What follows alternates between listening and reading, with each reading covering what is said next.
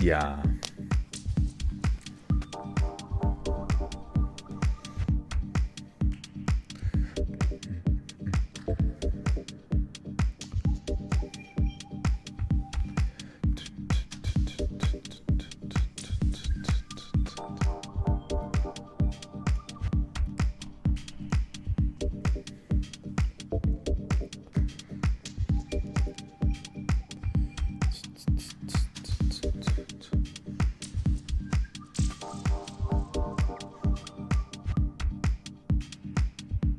Say cheese, everyone. You're going on my story. Hopefully nobody said a bad word in the chat.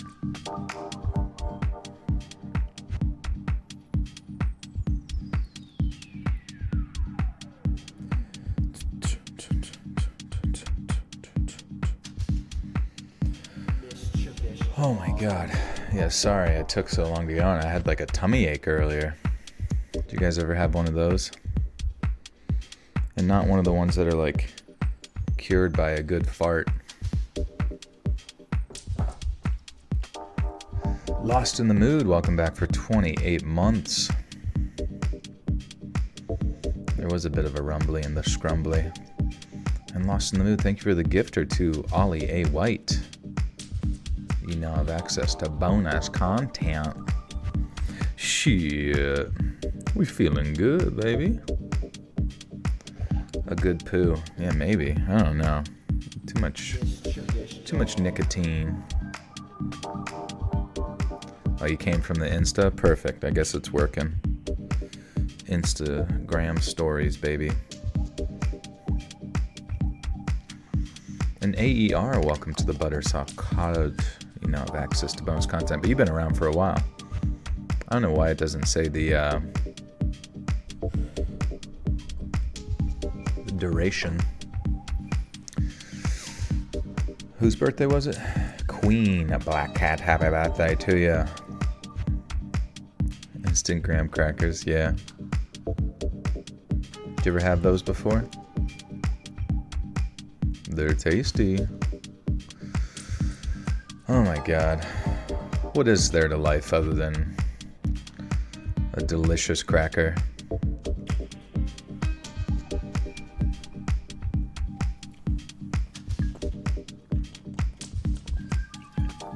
I've also got a big kombucha bottle full of water. Nothing beats it. And Pokemon77, welcome back for 18 minutes. What's good in the hood? When's the new member vid and what will it be over? Love this stuff. I think it's going to be paranormal stuff. Because some of them were pretty wild that I wasn't really sure if it should go into a normal video. So that's probably what it will be. Sorry for the delay on that. Oh, your birthday was yesterday too, Emily. Happy. Everybody's being born and shit.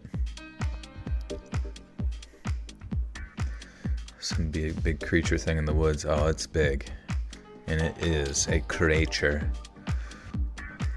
David De La Rosa the Choose. What's up, Joel? Stanley Cup or a Yeti Cup? Oh man, they're both great. They're both the perfect thing to sip liquids from. Hey, love you too. What are you guys up to? Anything cool happen this weekend or week? How's my weather? Dude, it's terrible. Part of the reason I was behind too was a friend's like power went out from like the terrible winds and weather. And so they needed a place to chill till their power had returned.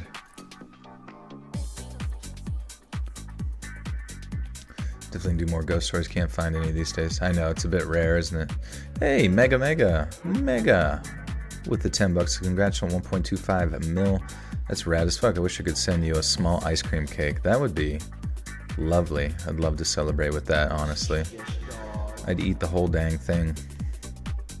But thank you, Mega. Appreciate your ongoing love and support, as always. How's the audio sounding? Everything sound good on the verbal side? Getting your wisdom teeth out tomorrow. Oh, nice, dude. Best of luck to you. You might be a little woozy. and a little swollen, but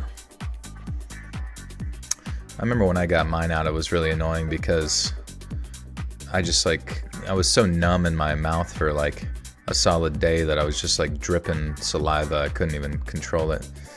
And Deborah, welcome back to the Buttersalt Cult. Thank you, thank you. Have I played tennis?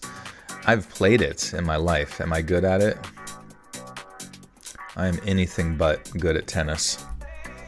I'm more of a racquetball kind of fella, or I can just hit it as hard as I can. 12 weeks pregnant today. Dude, Taylor, congrats. Hope everything's going well with that. And stay, I don't know, what do you do when you're pregnant? You take your folate? Take your B vitamins or something? Am I M or F? It's up to you. You can choose for me. Am I Monday or Friday? Is racquetball the same as squash? No, racquetball, the ball, apparently. I never played squash, but I've seen that there were courts where I've went near, like where people played squash. And I guess the ball is a lot more like flat and like not as bouncy in squash, which I don't think I would really be into that, to be honest. And Lost in the Mood, thank you for the 5 says, I would love to make a 3D printed figure of Astro on his rocket cycle. You should do it. You should absolutely do it. Yeah, I'm non-binary, where if anybody tries to put me in like a nice brine or a marinade, I say, don't you dare. Wart. Yeah, 36 weeks pregnant and ready to give birth to a boy. That's crazy. You are literally right in the final stretch. It could happen this week. It could happen in 2 weeks. It could happen in 4 weeks. Who the flip knows? But I hope everything goes smoothly for you. Don't take this the wrong way, but you're my favorite person / voice to fall asleep to. No, it's a very common sentiment around here, so I appreciate you. And Omar, welcome back for 1.5 years. Congrats on 1.25 million. Thanks. Yeah, it's funny. It's like once you hit 1 million, not really thinking too much about.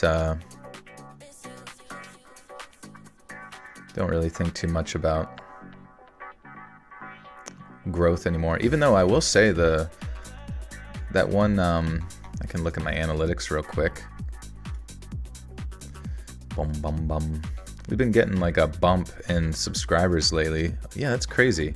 So as soon as I released that one outdoors video, we went from getting like 300, I don't even know, like 100 to 200 subs a day to 300 to 500, 500, and now up to 600.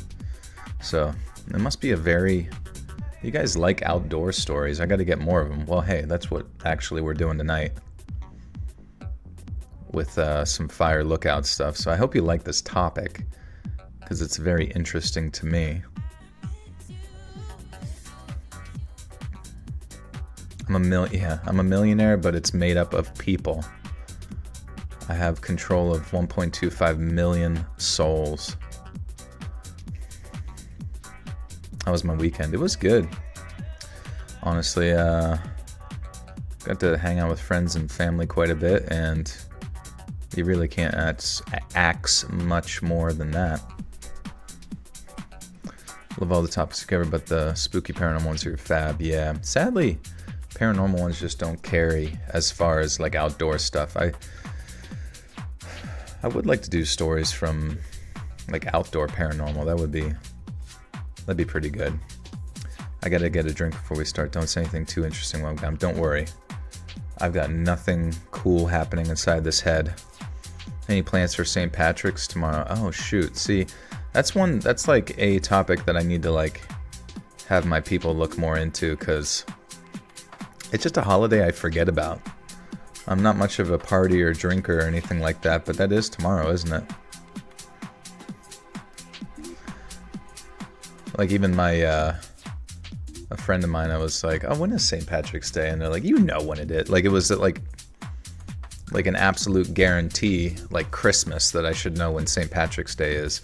Which granted, I probably should at this point in my existence know when a holiday is, but I thought, for some reason, I thought St. Patrick's Day fell on like the 15th Thursday of the most greenish month. I thought it fluctuated based on the lunar cycle. Oh, yeah, did you guys see the blood moon? It was a couple nights ago. I put it on my Instagram story. But the moon was blood red. Not really that much, but it was orange with a lunar... Was it a lunar eclipse? Yeah, I think that's what it was. For a brief period of time. Which I looked up, I was like, is there a shit ton of like celestial stuff happening in the past like 10 years or something? Because I feel like it's quite frequent. But then it just said like it's probably just because people are more aware of it now.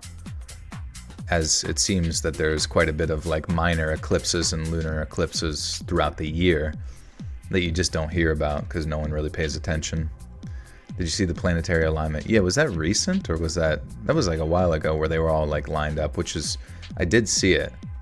In the night sky. It was pretty. I'm Mexican. I didn't know yet that you need to wear green, so my stubborn butt went out in pink. I was getting pinched left and right at the club. Detroiters. All Detroiters in the chat, throw your hands up. The more you look up, the more it looks back. That's true. The human mind is captivated by the celestial. But yeah, what did you guys do this weekend? Anything sick? Mercury is in Gatorade again. Oh no. Tell Mercury to stay out of my prime stock.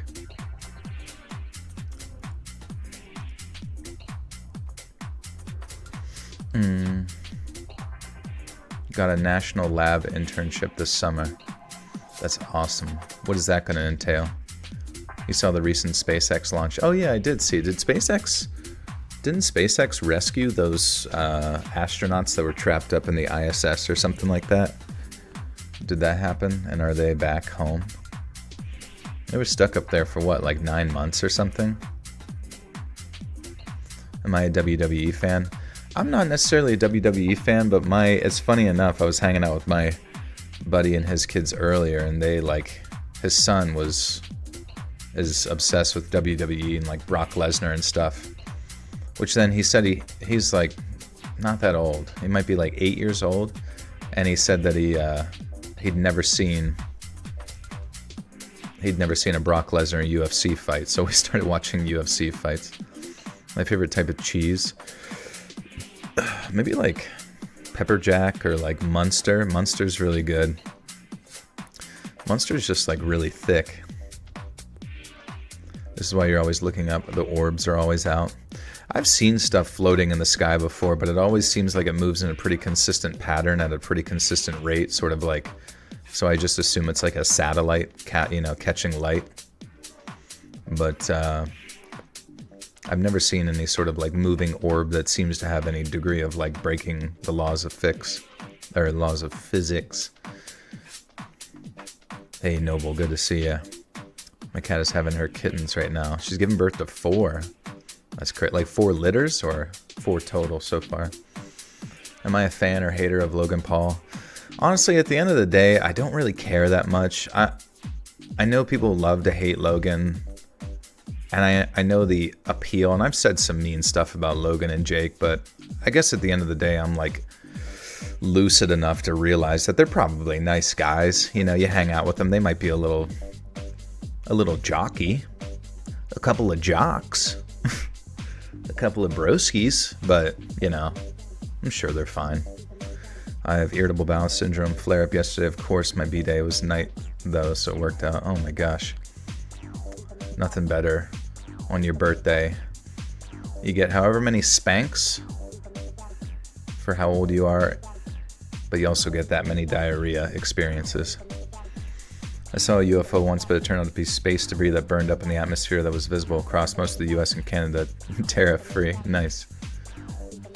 Soon they'll be charging for that. You'll see an ad. You'll see ads in the sky. What's up, crime girl? How we doing? I don't know enough about the Paul Bros to really care. They seem like meatheads, which is not my kind of person. Yeah, it's like I'm not going to be like looking forward to any content or whatever, but at the end of the day, you got to kind of like, you got to realize that they play into the heel, you know, in WWE they say the heel or the villain, and they play the villain part really well, because then you take that villain persona and then you market it to, you play into the hate, right? So like, you know, I was very excited for Jake Paul to get his head pounded in by Mike Tyson. It didn't happen, but at the same time I realized it was a great marketing strategy for Logan or Jake Paul to make like, what, $40 million from that fight? Code Fairy, thank you for the 10. So I had the most frustrating day. Joel, can you please say hello to Stephanie in your awesome... Hello, Stephanie. How goes it? I'm not really good at doing that voice. I sound like a rapist, but it's not my intention. This is a funky beat. Joel, you were just shouted out on the Y-Files? What? I got shouted out on the Y-Files? What do you mean, dude? I was just watching the Y-Files. Where is he? Was he live streaming or something? You gotta tell me, and please don't lie. I literally was just watching his thing about, like, Moon. Oh, wait, what did he say on the live stream?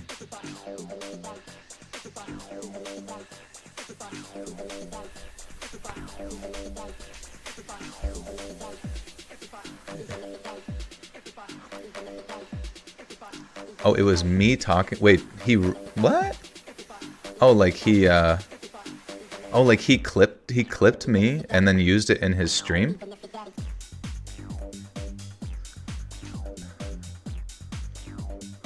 Go to 11:59 into the stream.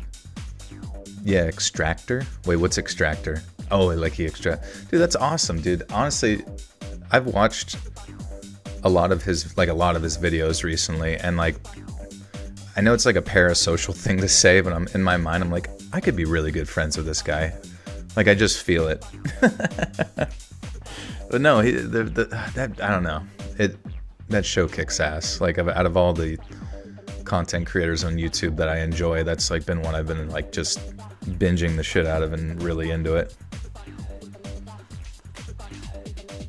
Yeah, if you guys find the clip, please share it with me or email or... Wait, was it Hecklefish? Oh God, Hecklefish.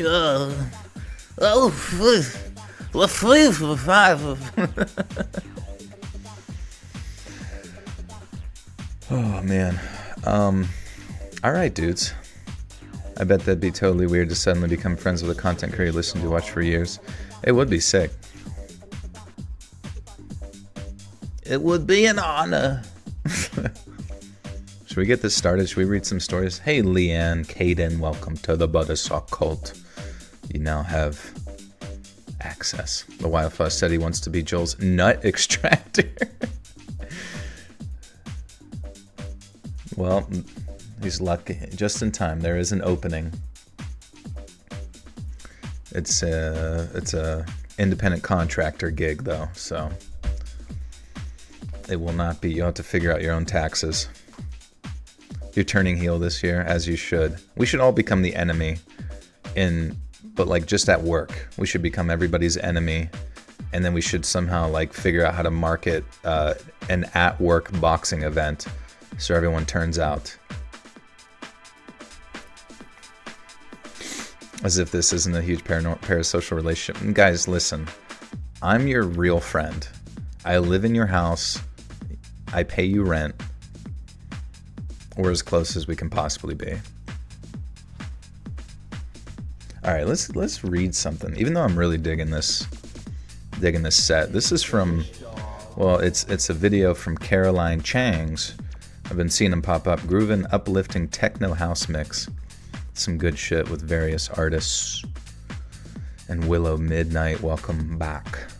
For 3 months says, I'm so excited for you growing. You help my PTSD brain at night. You help more people than you know. Thank you, Willow. I'm glad we can help you. I hope you're getting to the gym or doing some long distance cardio. It's another nice way to fight it. Guys, deep breath. Ready, ready, ready. 3, 2, 1.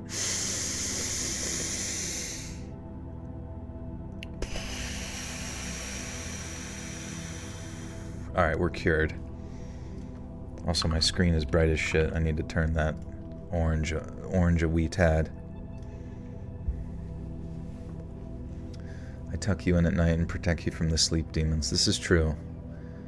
Because as soon as the sleep paralysis demon shows up to do whatever strange activities they do, I am playing in the background and they also fall asleep or get captivated by a story that they don't even have time to spook you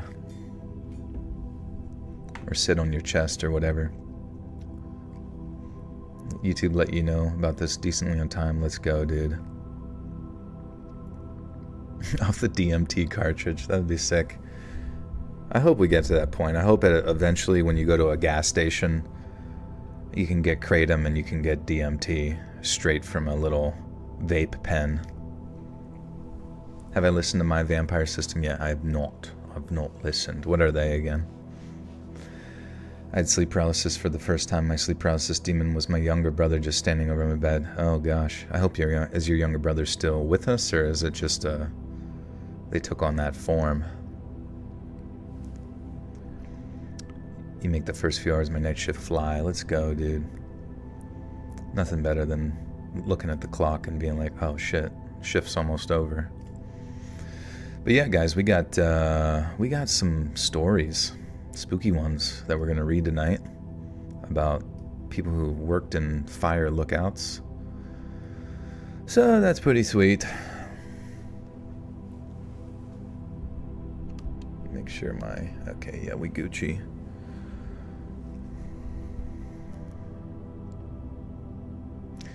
I'm going to be dropping another full album of free jazz by June this year. I'm hoping everyone will grab a copy of it. I'm going to release it with Gregory as a 2-set album set. That's dope. Yeah, Snow, be sure to let me know, and I will, if you got it on YouTube or something, I can play it in the background for a stream to help, get a few hundred people looking at it. What's up, Sam? Good schmeevening. All right. I got nothing good to say, guys, anymore. I've ran out of stuff. I just ran out of things to even consider or think about. What's the next thing to do? What do you think people should be doing? Rant. You want me to rant about something? I got nothing to rant about, honestly. I got nothing to rant about, I'm so, people get real caught up in the culture war. I do too, but honestly, I'm at this point where I'm so apathetic towards any of it that the more rabid folks who get angry about things, I used to care about what they thought and get worried about just their judgments and the sort of hive mind that existed within that. But now it's just there's no power there anymore, And it's kind of like a demon, you don't, like I said before, you don't give it power, it won't have power, so.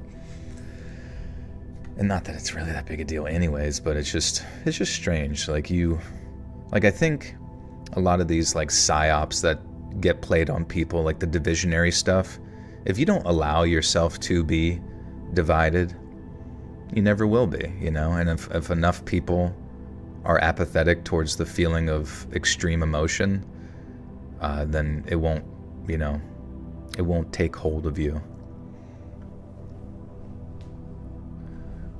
When you get older, you really don't care. Yeah, what do I even care about? What do I care about? I care about sticking to my diet. That's what I'm going to be doing this year, 2025. I'm going to stay within my macros, and I'm going to stay in my lane. I'm going to lift. I'm going to go on walks. I'm going to talk to my friends. I'm going to get somebody pregnant, probably. Whoops. Whoopsie daisy. Choose a conspiracy hill to die on and defend it to absurd ends. Yeah, now that's more my style, honestly. This is the first time I've heard your regular talking voice. It feels weird. Yeah, it's kind of a Jekyll and Hyde vibe, but it's kind of like if Dr. Jekyll took ketamine instead of whatever meth he was smoking.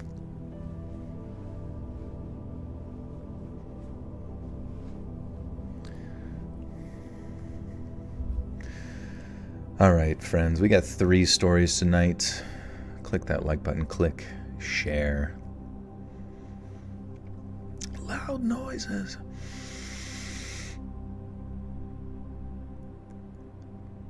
Way back in 2003, after many years of hard work and study, I passed the California bar exam at the age of 26.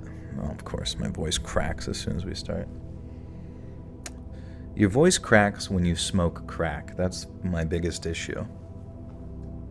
Also, anybody want to explain to me why those Zins or those Ons, those nicotine pouches, like have such a negative effect on me? Like, I don't buy them, but I'll be hanging out with friends and they're like, "You want one?"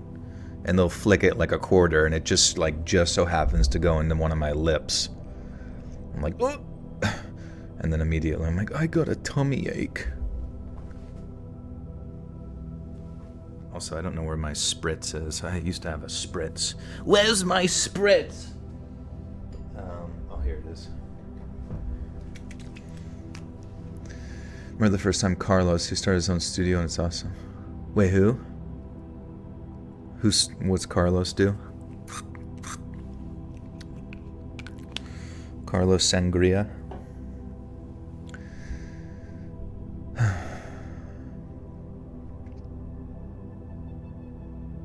That's pure oxygen.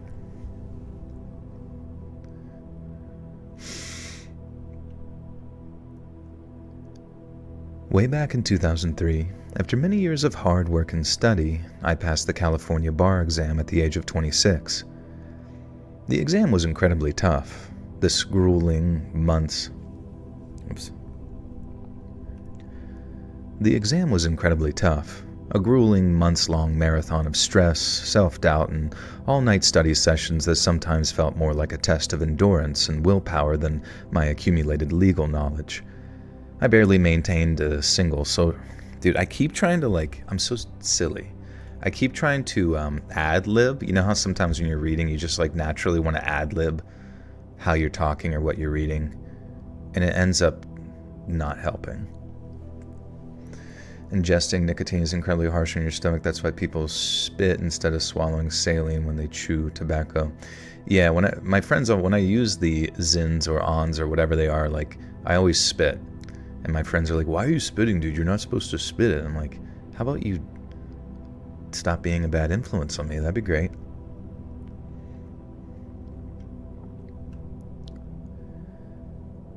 I barely maintained a social life, spending countless... Damn, dude, I'm struggling here. Maybe I should have did a warm-up. I barely maintained a social life, spending countless late nights poring over case law, statutes, and practice questions, and I put everything into those study sessions, so when I found out that I passed, it was a moment of pure, unadulterated joy. And the next several days felt like one big party. I still had to apply to join the California Bar Association, but compared to passing the exam, that would be a relatively simple process. And after all my hard work had paid off, I figured that I deserved a little celebration. I organized get-togethers with family and friends, drank a lot of fancy champagne in some very fancy restaurants, and came up with about 9 months of backed-up sleep debt and caught up.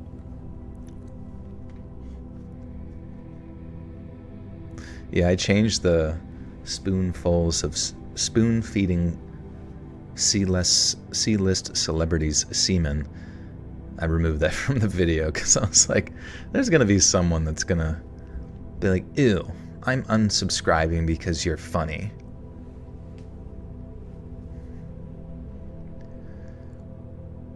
I organized get-togethers with family and friends, drank a lot of fancy champagne in some very fancy restaurants, and caught up on about 9 months of backed-up sleep deprivation. It was one of the highest points of my entire life, but it was quickly followed by one of the lowest. Just over a week after passing the bar, I was due to meet my mom for lunch. We'd been a single-parent household ever since my dad passed away when I was in my teens, and my younger brother, who still lived with her at her place in Sausalito. You know what, we're not going to say where they're from, that's not nice. Still live with her at her place is all we need there. I don't know why people always try to dox themselves in these stories. Not that anybody can trace it back to them, but it's just, if it's not absolutely necessary.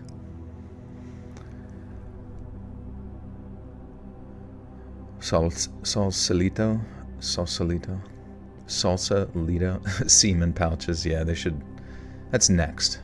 That's next on the nicotine company's docket of weird things to get us addicted to. A YouTube channel and the amount of people that don't watch the videos all through and complain or have to tell you they're unsubscribing is insane. Yeah, I don't know. I don't know why people always need to say it, you know? Just do it. Don't talk about it, be about it, bro. We've been a single-parent household ever since my dad passed when I was in my teens, and my younger brother, who still lived with her Damn. We've been a single-parent household ever since my dad passed away when I was in my teens, and my younger brother, who still lived with her at her place, was set to join us for lunch that day. It wasn't like either of them to be late without good reason, so I tried calling each of their cell phones. And then, as calls to each of them went unanswered, I got this creeping feeling that something was wrong.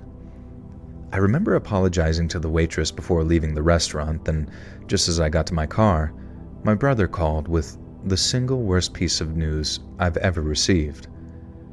They'd been getting ready to come meet me when Mom had suddenly collapsed. My brother had called 911, the ambulance had arrived within minutes, and she was rushed into surgery when they arrived at the hospital. But sadly, and I heard my brother's heart break as he forced himself to tell me, Mom hadn't made it. We later found out it was a catastrophic brain aneurysm, one of the worst the doctors had ever seen, and the only comfort being that she died very suddenly and didn't suffer too much. And that news destroyed us. My brother and I could barely keep ourselves together, with our grandpa and a paternal aunt having to step in to organize Mom's funeral on an estate. I went from sipping champagne in celebration to downing cheap vodka to keep lucidity at bay, and when I finally put down the bottle, sobriety awakened a kind of existential crisis in me. One moment I'd been basking in achievement, feeling like I'd conquered the world. Then, life went ahead and reminded me just how little control I really had. I'd spent years chasing the bar. Is that how long it takes to pass your bar exam? Like you have to study for years? I hate to have to be up at 5 a.m. here to miss your live stream, so hope to catch the next one. Have a good night. Thank you, user. Sorry about that. You can listen to the recording later, though. I'll send you an email. I think you might actually be interested to know what he's up to for a few reasons. Sure, yeah, no worries. That'd be cool. I never know Jolcifer was insane until I first joined a live stream and heard his cussing and talking about jizz. We're all a little wacky, you know? I'm unsubscribing because I see too much of XYZ. That'd be different, but it's usually, oh my god, I'm leaving. I'm offended. Offended. Offended. Okay. Hey there, everyone. Joel, Let's Read fans here in Rollo, Missouri. Tornado. Yeah, dude, tornadoes have been rocking. I'm so sorry that's scary stuff. This is technically tornado season right now, the transition of the seasons. My mom has a coworker who has taken and failed the bar for almost 20 years. Holy crap, I'm surprised they let you keep going. I'm now fascinated by these Zyn pouches, like I generally don't understand what they're for unless it's as an aid to give up smoking. Yeah, that's most likely what it is for, but, you know, it's also like everything. People just enjoy having a little bit of a buzz once in a while.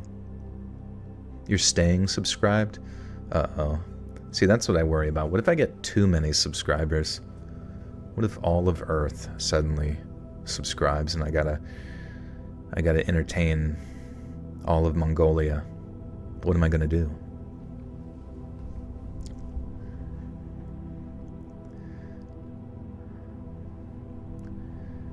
I'd spent years chasing the bar. It had come to define me. But what was the point of all that hard work if life could just pull the rug out from under you? It seemed really ironic. I'd worked my butt off to pass that bar, and then when I finally did it, I didn't know if I even wanted it anymore. I didn't know how to reconcile the triumph with the crushing reality that the person that I most wanted to share it with was gone. One thing which made that period of time particularly difficult was how no one in my legal circles got word of Mom's passing. I was enduring the most heartbreak of my entire life, and I was getting congratulative texts and emails from friends and mentors who sometimes asked if I wanted to meet up to celebrate. I didn't even want to get out of bed, let alone celebrate, and I felt horribly ungrateful saying this, but at the time, their praise and compliments felt almost meaningless. I was obviously in a very dark place, but I was also self-aware enough to recognize that if I didn't do something about it, if I didn't get away from the city with all its unhealthy methods of grief management, I was headed for disaster.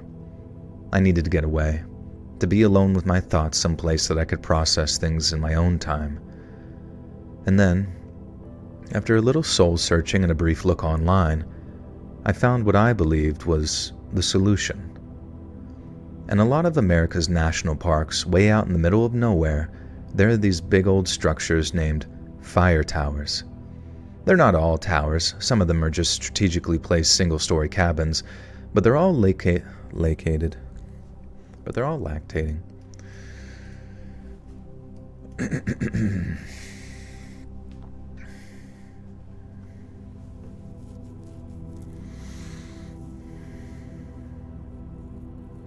Hestafine in the audience only listens to the true stories afterwards. Oh my god, that'd be extra creepy. What are you talking about? Simple Jack. Wait, who's Simple Jack? Is that from... Simple Jack sounds... Is that from Tropic Thunder? Is that the character that... What's it? Yeah, Tropic Thunder. I was gonna say, I remember Simple Jack from... Man, that's been a while since I've seen that movie. You know what's so funny? It's like a lot of people like... kind of praise that movie for being like really, really funny, or that will never sort of appreciate or get comedies like that again. But it's funny because I was like, we were so saturated with those types of comedies back in the day when it released, that I honestly at the time was not super happy about the movie whenever it first came out, mainly because I was a huge Jack Black fan, and I was like sad that I felt that they underutilized his comedy, you know, in the movie. I almost felt like he didn't have that many parts, and it just was, you know, so that's how often, like, you know, comedy came out back then. I mean, I don't even know if they release comedy movies the way that anymore, even on like Netflix and all that. You need to watch the music someone made from their Rolly keyboard. Dude playing another dude. Yeah.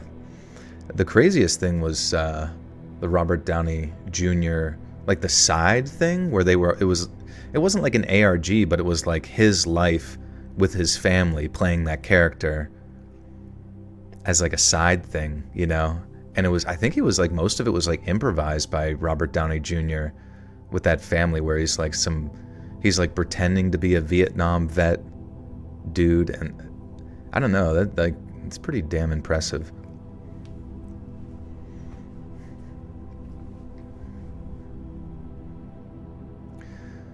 The only thing I know about that movie is that Robert Downey. Yeah, it's funny. It's a funny movie. Comedy now is comedy shows, especially Matt Keffy. Comedy shows, okay. What's the Matt Keffy thing? Oh yeah, Tom Cruise in that too. Yeah, that took on like a new life, or like a new persona with him, because he was not necessarily considered much of a comedy guy, and then he comes in and plays that character. It's like, take a step back and literally fuck your own face. And that just really stuck with me.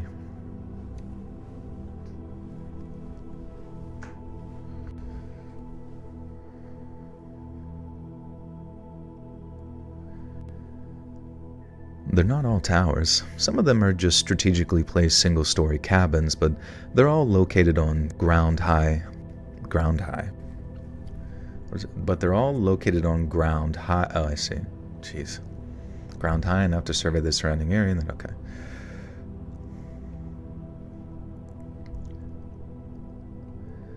They're not all towers. Some of them are just strategically placed single-story cabins, but they're all located on ground high enough to survey the surrounding area, and they're occupied seasonally by long-term Forest Service employees called fire lookouts.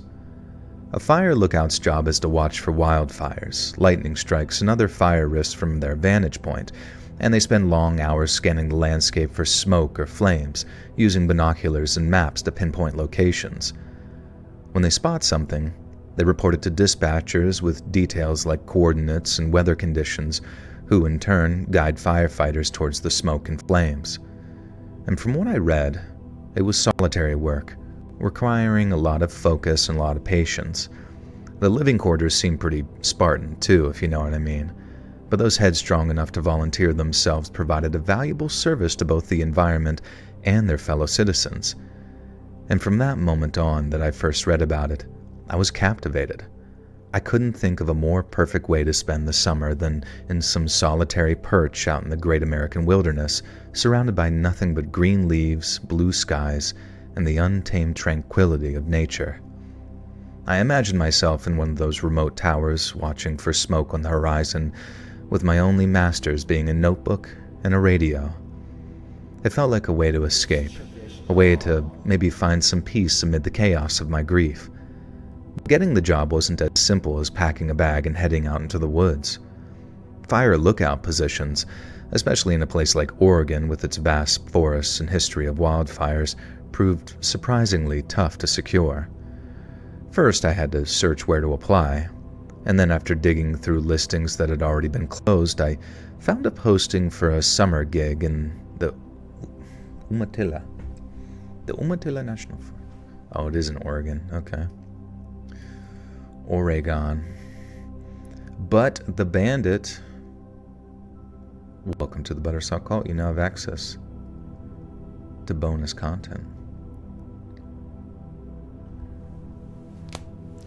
It'd be perfect for you to trip mushrooms all day in a lookout tower writing poems until you're like high as shit, and then there's like a giant fire in the distance. You're like, oh fuck. Ah.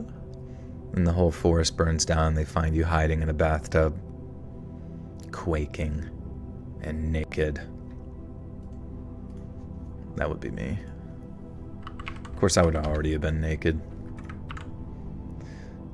Umatilla, how do you say that? Umatilla, okay, purse.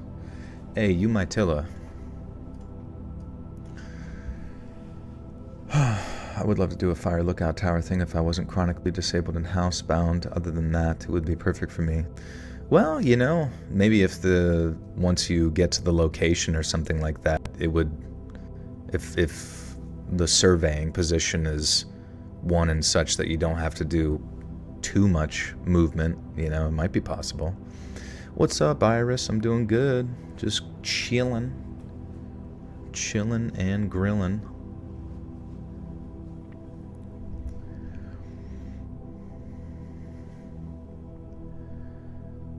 First, I had to research where to apply, and then after...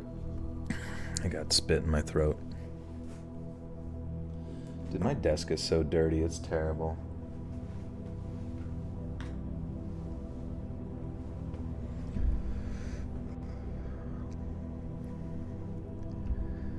First, I had to research where to apply, and then after digging through listings that had already been closed, I found a posting for a summer gig in the Umatilla National Forest in northeastern Oregon.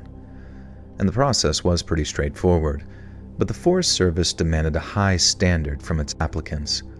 I had to submit a resume and a cover letter, each tailored to demonstrate that I could handle both the isolation and the responsibility. My law background didn't really directly apply, but I leaned on my ability to work independently, highlighted my attention to detailed... My law background didn't directly apply, but I leaned on my ability to work independently, highlighted my attention to detail honed. What is it saying? Ability to work independently, highlighted my attention to highlighted my attention to detail honed by my... Right.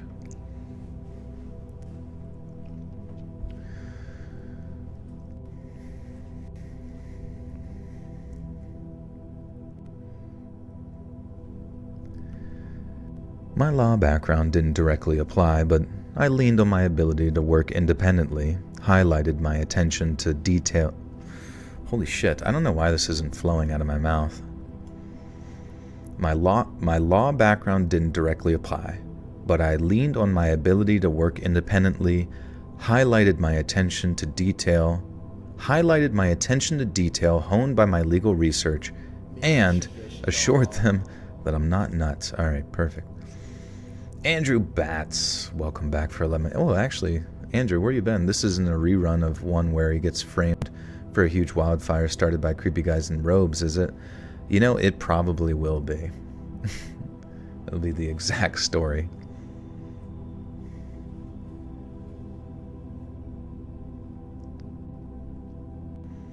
That would be funny to, like, find out. Like, I mean, I get, like, all of Diddy. If Diddy had, like, a bunch of, you know, sexual blackmail on a bunch of people. But it would be really funny to find out that Diddy was connected to some, like, really weird sci-fi shit or something. Or, like, financial crimes and eugenics and, I don't know, just, like, or he had, like, yeah, like, he was creating, like, sexual cyborgs in his home that looked like LeBron James or something. We haven't gotten the full story, so there's still a possibility this could play out.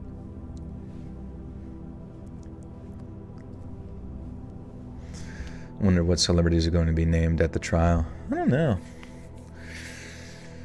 Probably Blippi, if I had to guess.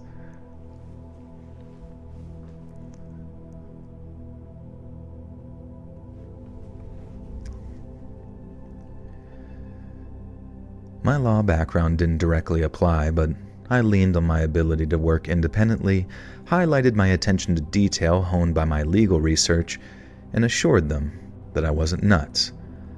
I also had to prove that I was physically fit enough for the job, since some towers require hiking in with supplies or dealing with basic maintenance. I had to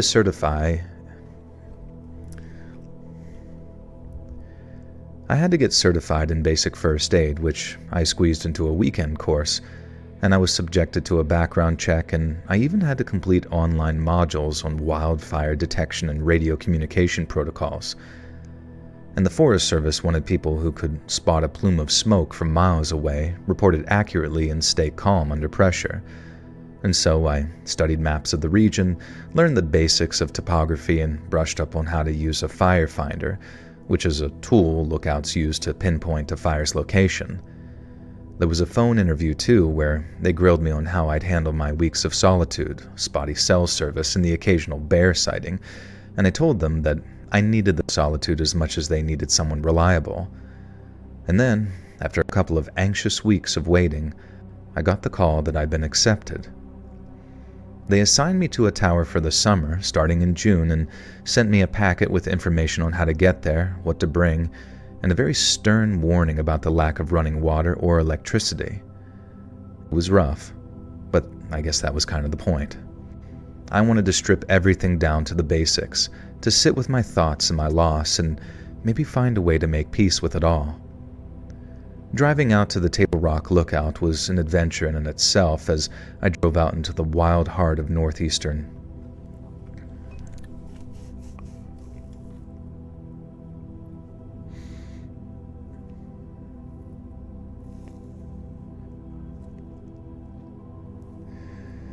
Okay. Yeah, sorry.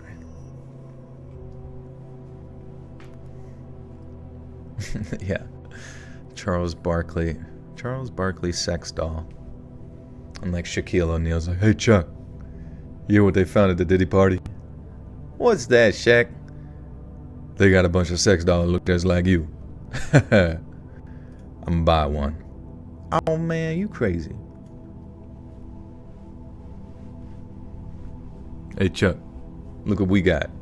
And he brings like one of the sex dolls onto their like TNT basketball show. Like puts it in his chair. What the hell is that? It's a sex cyborg, Chuck.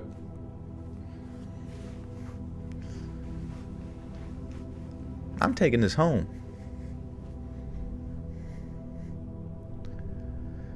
Driving out to the Table Rock Lookout was an adventure in itself, as I drove out into the wild heart of northeastern Oregon.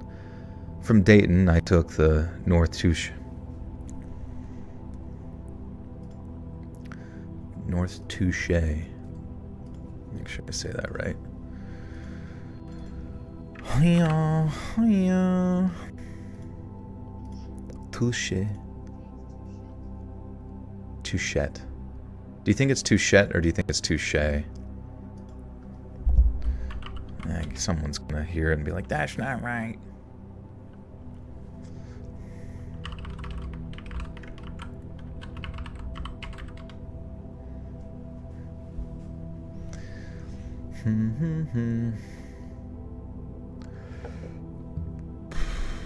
Def touche. Oregon is likely pronounced touche, similar to touche Washington.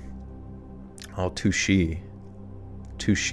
Oh, it might be touche. If you're referring to a specific location in Oregon. Yeah, imagine if it's based around, or kind of like Washington, it might be touche. Toupee.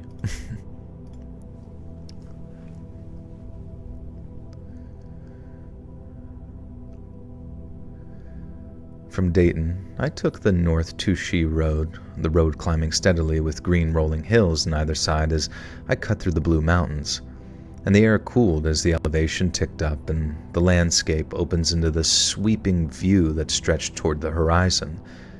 And when I arrived, I parked at the base of the lookout. It was kind of a boxy structure, perched on a 10-foot concrete base that had first been constructed in 1949, before being upgraded with metal shutters and weatherproof siding in the late 80s. I saw the forest ranger that I was set to meet as I rolled in. It was an older guy in a green uniform with this very sun-weathered face who had driven up to give me the rundown. He walked me around the site while pointing out all the essentials. There was the outhouse, sort of modernized version with a chemical toilet, the propane stove, the radio for reporting smoke, and, most importantly, the Osborne firefinder. As we climbed the steps into the cab, a snug 14 by 14 living space with windows on all sides, the ranger took me through the daily log. He told me that I'd either get used to the quiet, or it'd drive me crazy. Then, with a smile and a handshake, he handed me the keys, wished me luck, and then took off the road in his truck.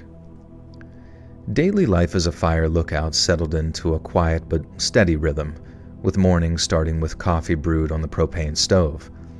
Then I'd step outside onto the catwalk, binoculars in hand, and scan the 360-degree panorama. West of the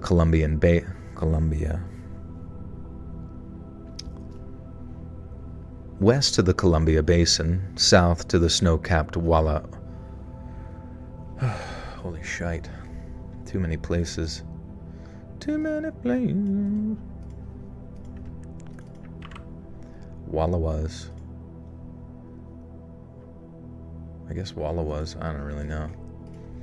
What about Wallawas? You didn't realize it was a geo name? Oh, that's all good. It was just like a road. So I just assume if they name if it's a road, and based on this, I mean, the AI told me, it was based on the context of maybe Washington in conjunction with Oregon's probably similar. Wallawas rhymes with allow us. Allow us. Interesting. Well, allow us.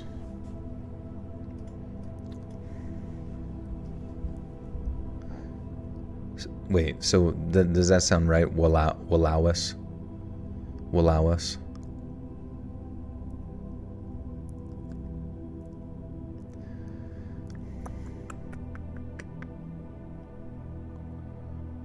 Wallowitz? Allow us, okay. West to the Columbia Basin, south to the snow-capped Wallawas, and on clearer days I could even see all the way into Idaho, to the Seven Devils about 80 miles east. As the morning progressed into the afternoon, I'd occupy myself by performing my duties and ensuring the cab and equipment were in good working order. But aside from that, it was a whole lot of nothing with just me, myself, and I. There were a lot of good sides. What? There were a lot of good sides. BB Jean, welcome to the Buttersuck Cult. You now have access to bonus content. Thank you, thank you.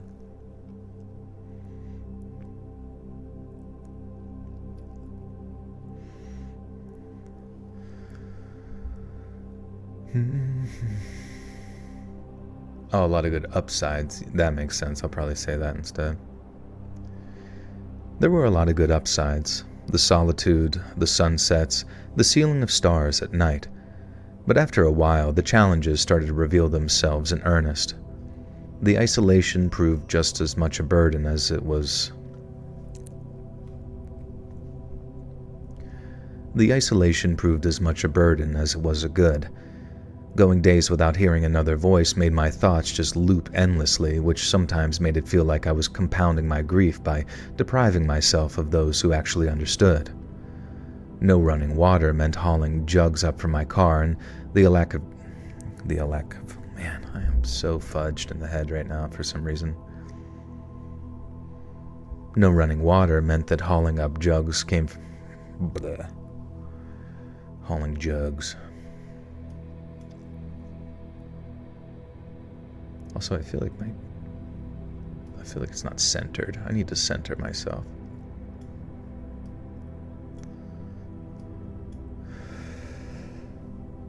Here's a fun fact. Take your partner to a lookout tower and doing the nasty. How's that a fun fact? It sounds more like a command.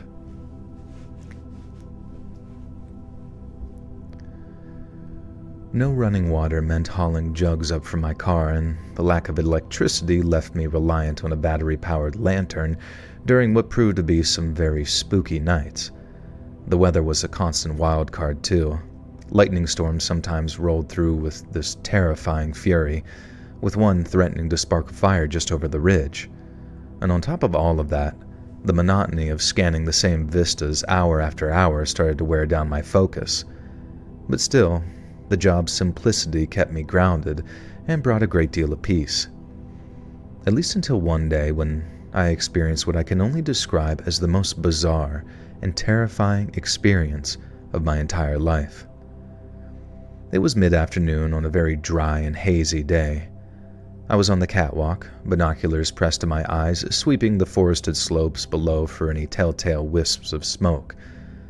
My routine scans had become second nature by that point, but as I panned across a clearing about 2 miles downhill, something caught my eye. A lone, upright figure moving steadily through the trees. At first, I just thought it was a trick of the light, maybe a deer standing upright. It is a thing, look it up. But as I continued to track the shape...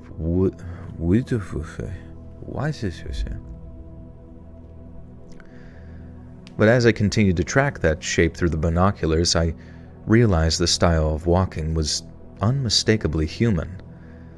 A lone hiker or camper wasn't unheard of out there, even at 6,250 feet. People venture into the backcountry all the time for all sorts of different reasons. But even so, I lowered the binoculars, rubbed my eyes, and raised them again to confirm. The figure was still there, maybe 1.5 miles out now, heading southeast. A dark silhouette threading between the pines, and their walk was very unhurried, but deliberate. Usually speaking, a lone hiker wouldn't be anything for me to worry about. But in that moment, something just kept nagging me. I walked back into the cabin, grabbed my radio, then after informing Ranger HQ of the hiker's sighting, I asked them to confirm the status of the area. And the response crackled back after a brief pause, and this is really my best recollection of what was said. Base to Table Rock, copy that. Be advised your sector is under evacuation orders as of 0800 this morning. Fire weather spiking, red flag warnings in effect, and we've got active burns 20 miles southeast and moving with the wind. If you can make contact, instruct them to evac immediately. Nearest road access is Forest Road 64, about 3 miles from their position. Over. I told the ranger that I understood, but as I did so, I felt my stomach drop. Wildfires had been looming.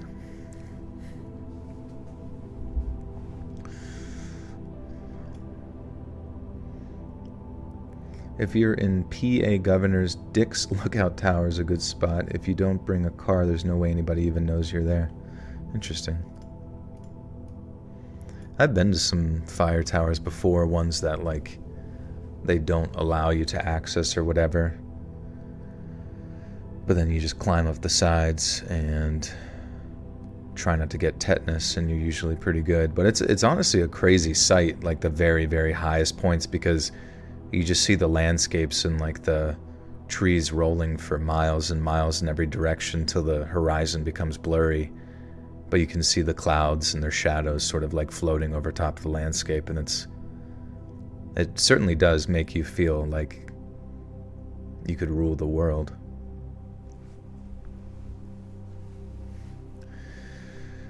I feel like you did a fire story vid not too long ago, but I really enjoyed the categorized story. Yeah, absolutely. The Dick Lookout Towers. I don't know. I've never heard of it. Pacific Northwest is the best. The views are literally breathtaking, like you cannot breathe. Yeah, I've heard that Pennsylvania is pretty similar to the PNW.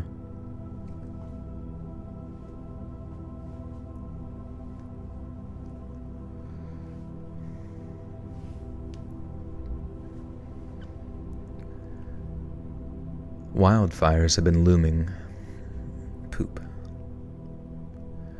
Wildfires had been a looming threat all week, with dry lightning and gusty winds keeping firefighting crews on edge. But that was the first time it felt real, and the idea of someone hiking out there, oblivious to the danger, dragged me from my usual detachment. I had to warn them. But how? I swung the binoculars back towards that figure, and he was just a speck by then, but still visible weaving through a stand of pines. Yelling wouldn't really carry a mile and a half through the wind. I had no megaphone, and even if they were carrying a radio, I had no idea what frequency to reach them on. I grabbed the firefinder, aligned it with his position, and jotted the coordinates. I then bolted down the tower's steps to my car. I kept a whistle and an air horn in the glove box for emergencies, so once I was back on the catwalk, I blasted the air horn in 3 sharp bursts and then followed with a piercing blast from my whistle. Through the binoculars, I saw them pass. They'd heard it, and I started waving my arms wildly, uselessly shouting "evacuate" into the wind, and then fired off another trio of sharp bursts from that horn. The hiker hesitated, then shifted course slightly, angling westward, what I'd hoped would be Forest Road 64. I radioed HQ again, informed them that I'd made some noise contact, and updated them on the hiker's change in direction. But then, in order to ascertain if the hiker had safely... Wait, it's ascertain, right? I feel like I messed that up a lot. Or is it ascertain? I think it's ascertain. That's a silly question. Ascertain. Alright, cool. Ass entertain. Entertain their ass. Ass or taint, exactly. Ass or taint, you decide. I had a job in college that had walkie-talkies that occasionally got crossed to the police line in Walmart. It's kind of cool. Walkie-talkie stories would probably be really creepy, just like picking up some stuff that, I guess there was kind of a story like that before, related to this, actually. Maybe not. That ass is ordained.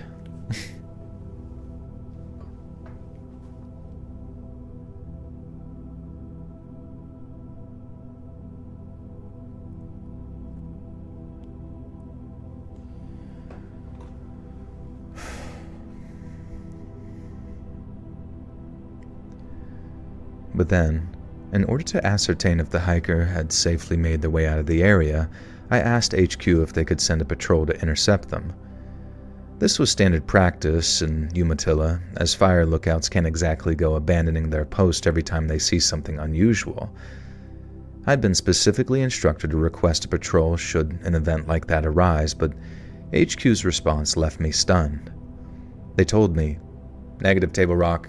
Cannot dispatch to FR-64. Can you make it out to his position? Over." It was easily one of the most loaded questions I'd ever been asked. Because if it was either a case of I make it out to the hiker's position to make sure they were evacuating... Wait, what? because it was either a case of... Oh, I see. Those old wireless house phones used to be good for picking up stuff. Oh, that's true too, yeah. Where you get to like listen into your siblings' conversation on the other line. It's like listening to a live stream, but it's just the streamer and you, and the streamer has no idea.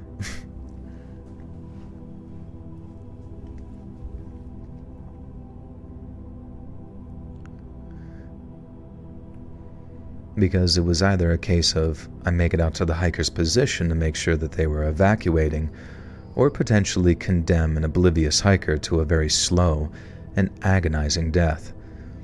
The fires were still around 20 miles off, but with a red flag warning, that could change very quickly. And it was down to me to make sure that the hiker was evacuating, or I could potentially have their death on my conscience, yeah.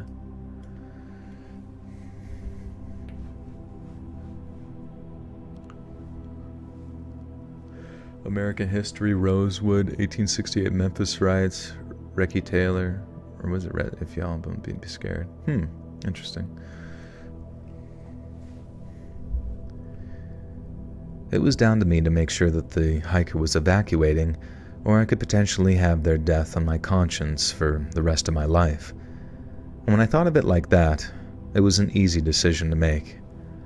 I grabbed my pack from the cabin, which was already stocked with water, a first aid kit, and a map and a radio, and then threw in the air horn and whistle for good measure. I clipped my binoculars to my belt, put on my hiking boots, and then jotted down a quick entry that said 1530, leaving post to locate individual southeast of position. Will report back. I locked the cab, took one last scan of the horizon, and then started down the steps, bypassing my car when I reached the bottom. The first half mile was drivable, but beyond that I'd be on foot anyway, and time in that situation mattered. I set off southeast on foot, following the bearing that I'd locked in with the firefinder, and the descent was steep at first, with the plateau dropping into a slope of loose...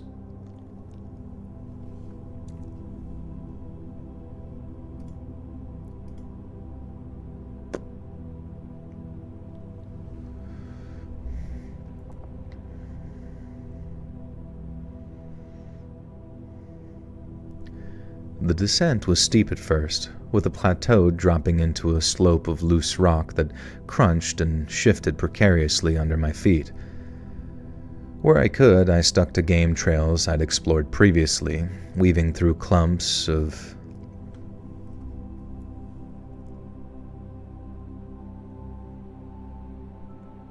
I'm just gonna say trees. We don't need all that shit. Or brush. I don't fucking know.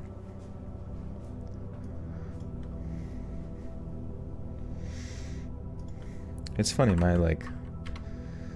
live counter always gets frozen. I can't see the actual count. Oh, that's actually accurate. Never mind.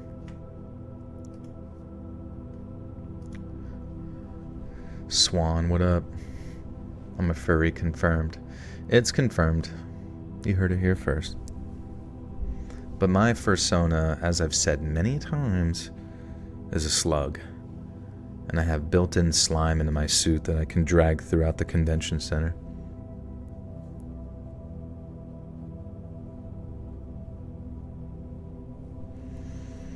My favorite state that I've been to?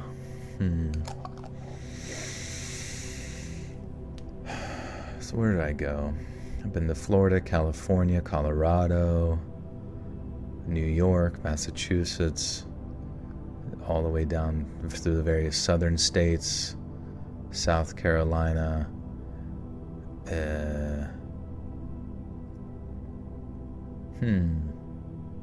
South Carolina had the best food, for sure, wherever I ate. It was like food, like I've said it before, but it was like food that even after you're stuffed full, it still tasted so good that you just wanted to eat everybody else's, you know? Colorado was interesting because it was just a degree of vistas within the hiking. That was something unlike really anything I'd seen before, and like the biomes changed even more frequently than like Minecraft.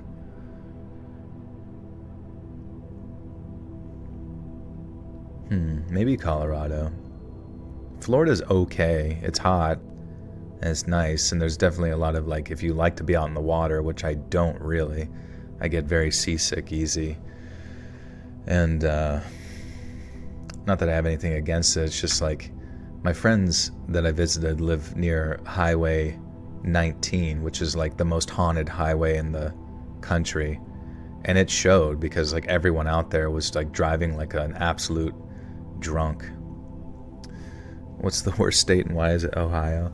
I don't know, dude. I've been to Ohio visiting family and such, but it's been forever. Been a while.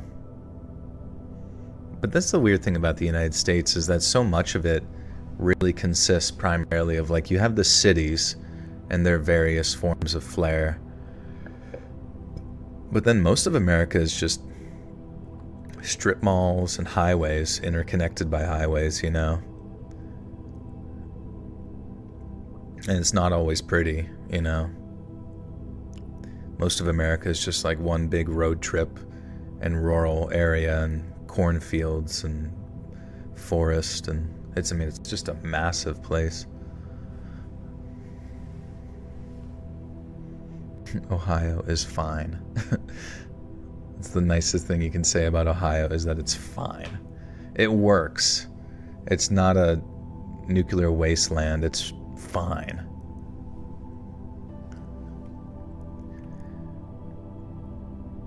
Where I could, I stuck to game trails that I'd explored previously, weaving through clumps of brush as the wind carried a faint heat that made my skin prickle. I brought the binoculars up to my ears every so often, scanning ahead for movement, but the forest was very dense out there, without my advantage. God damn it. Oh, no. Okay. I brought the binoculars up to my eyes every so often, scanning ahead for movement, but the forest was very dense out there, and without my vantage point, visibility was patchy at best. And after about 15 to 20 minutes of speed hiking, I hit a shallow draw, the terrain leveling off into a mix of open meadows and dense timber. I figured that he might still be a mile out, maybe less if he kept his pace, so I blew these 3 sharp blasts with my whistle, but got nothing in response. And I pushed on, following the draw southeast by hiking along the dry creek bed littered with rocks. My boots sank into pine needles as sweat beaded down my forehead, and every few hundred yards, I stopped to scan with the binoculars, glassing the ridge lines and gaps in the trees. And at one point, a mule deer bolted from a thicket, which scared me a lot more than I'd care to admit. And almost as a way of steadying myself, I radioed HQ to let them know that I was en route, but hadn't made contact yet. They acknowledged and urged me to stay safe, and then I went. After maybe 30 minutes of relentlessly powering through the woods, I crested a low rise and caught a flicker of motion through a stand of lodgepole pines, maybe 300 yards out. It was the hiker. It had to be. This lanky figure in what looked like a camouflaged hunting shirt, trudging along with his head down like he had no clue that he was headed toward disaster. I cupped my hands and shouted, "Hey! Evacuation order! You gotta get out of here!" The wind dampened my voice, but he heard me, and although he stopped and turned for a second or two, he simply turned around and just carried on walking through the woods. I just cursed under my breath and then started to close the gap, jogging where the ground allowed me to until I was certain that I was within earshot. "Hey!" I called again breathlessly. "This area's being evacuated! Wildfires! You gotta head west for Forest Road 64, now!" I was about 50 yards away from him by then, and once again he stopped but didn't turn. I expected a hiker, a camper, someone ordinary. But what I saw clawed at the edges of my sanity, and even now, I honestly don't know if it was real or if the combination of grief and isolation had finally caused something inside of me to snap. The man didn't look like a hiker. In fact, he looked very, very sick. As my jaw dropped and my eyes widened into what must have been huge horrified circles, I realized the man was bare-chested. The reason it looked like he was wearing camouflage was because his skin was this disgusting mess of thick, dark scabs and these bulging, glistening boils that sort of wept as light was catching. What? That wept a light catch... Ew.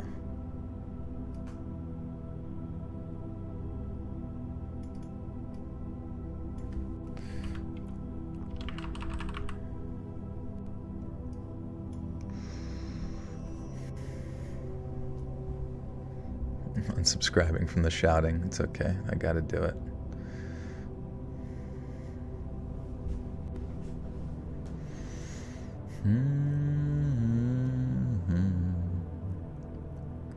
I hate my tent so much it's shaped like an umbrella.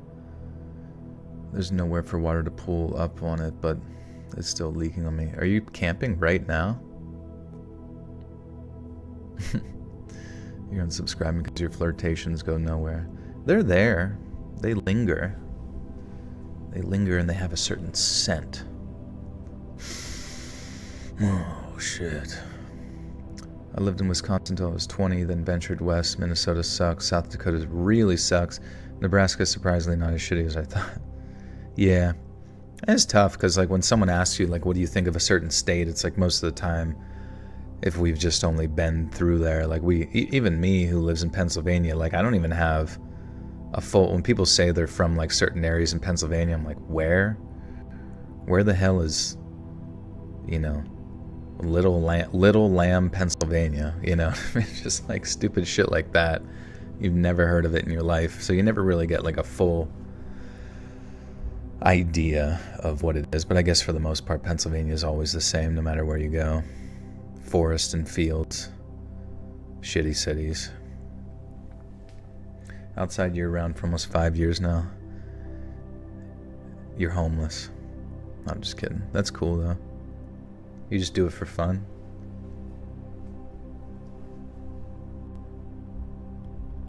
What's up, Moose? I lived in Oklahoma for 7 months and left in March because of tornado season. Literally worst place. I tried living. Only thing I liked was one food truck. Damn. We got Silent Hill. Dude, that Silent Hill place, what's it called? Like Echinacea? I don't even know what the fuck. It was terrible. Like the world's biggest letdown. You get there and it's just a junkyard. Like the whole place is a junkyard. Yes, Centralia, thank you. It's so bad. It's just like one big heap of dirt where they say, oh, can you see the smoke coming out? You can't. From where there was like fires within like the mines or whatever. And then literally everybody else's like homes in like the rolling hills. Like down it, like you have the roads. And then going into the trees is just like a bunch of ditches, you know? And the ditches are just like, they don't have a junkyard there or like a place to put their trash. And so people just seemingly throw all of their trash in the ditch. And like all down the road, it's terrible. But that's not even that big a deal, I guess. It's just that there's literally nothing exciting about it. Maybe I came at a bad time. It's very romantic, yeah. Hey, Derek, thank you for the big 20.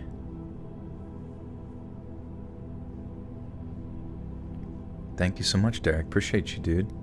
Very kind. If you have a message, please at me. We have a scenic reserve in my neighborhood, and we had people abandon chickens? Oh, I feel like... Oh, you fed the chickens. See, that's kind of cool. That would actually be kind of sick if, like, a park was just, like, filled with free-range chickens, and maybe you could pick up an egg or something. You hate that people assume that Silent Hill series is based on Centralia when only the movie is. Oh, so the video game has nothing to do with Centralia? Favorite movies of the last year?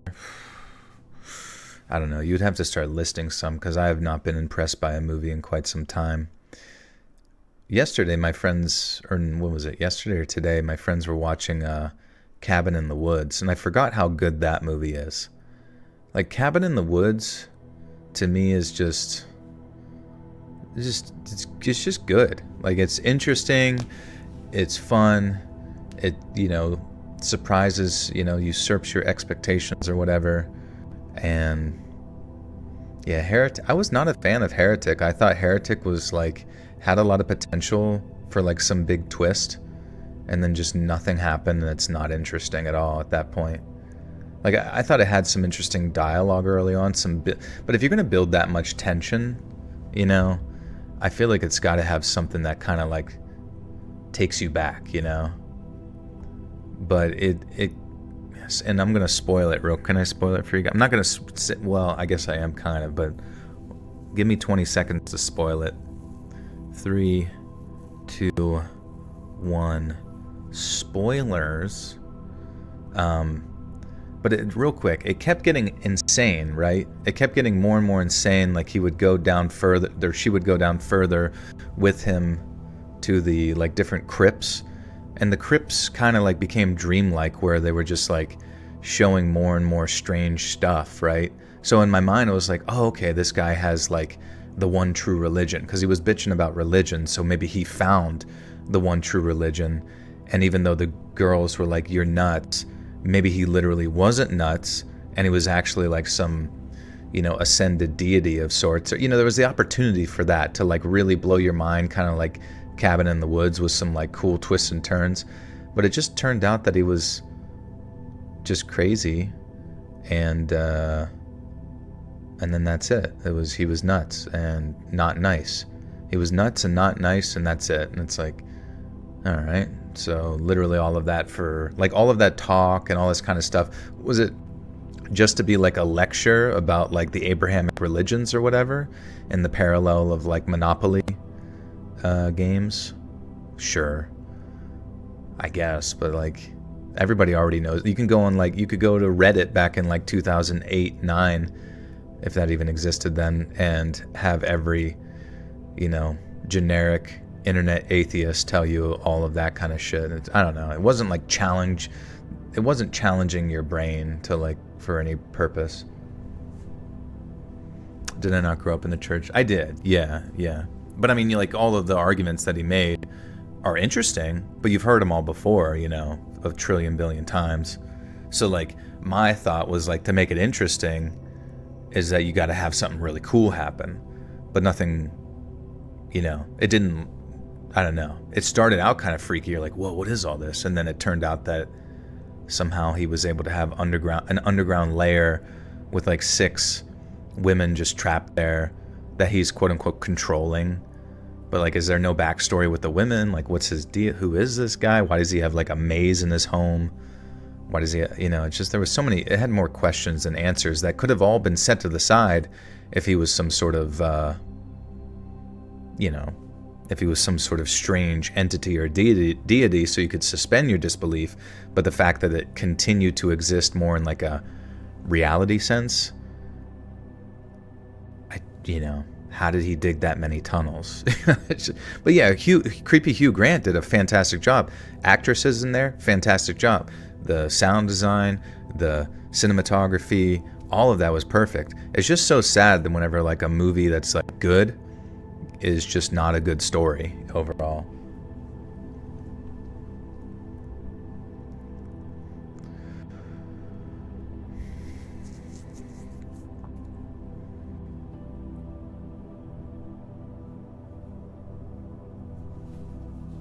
Creepy Hugh Grant's the CHG. CHG absolutely killed it. And it was nice to see Hugh Grant. It's been so long since I've seen him in like anything. I feel like he always plays like a pleasant father. I'm your father. I'm your father. I know what's best for you. I'm your father. I'm your father. I know what's best for you. And then that's his only job. He played a fun villain in Paddington too.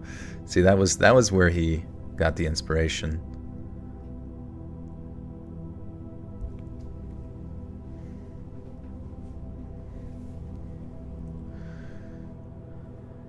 I'm your daddy.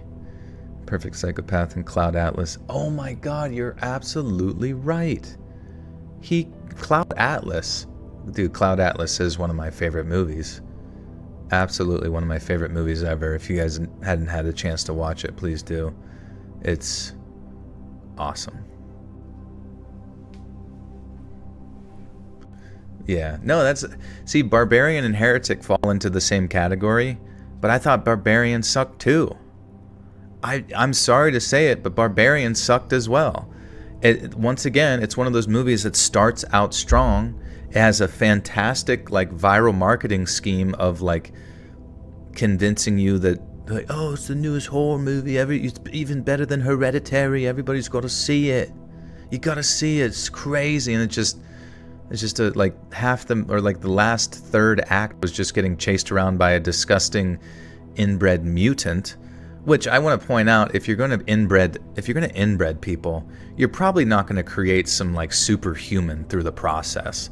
Like how they ended up with a borderline Gigante from, Resident Evil made zero sense to me. And then to make that the scares where you show the monster and you get chased around by it and it survives like some falls and blah, blah, blah. Just like you got to tantalize a person's brain a little bit, you know what I mean? Do you have that many British friends forcing horror movies on? Yeah, I'm quoting all of them every time.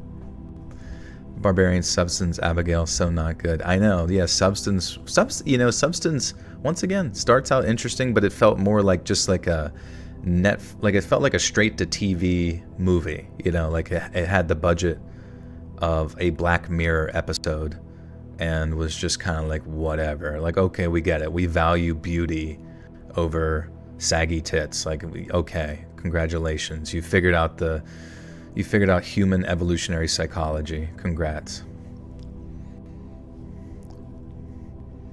I know you've been asked, what's your favorite horror video game? Horror video game, I don't know. Honestly, maybe someone will say one and I'll say it's good, but I can't think of it right now.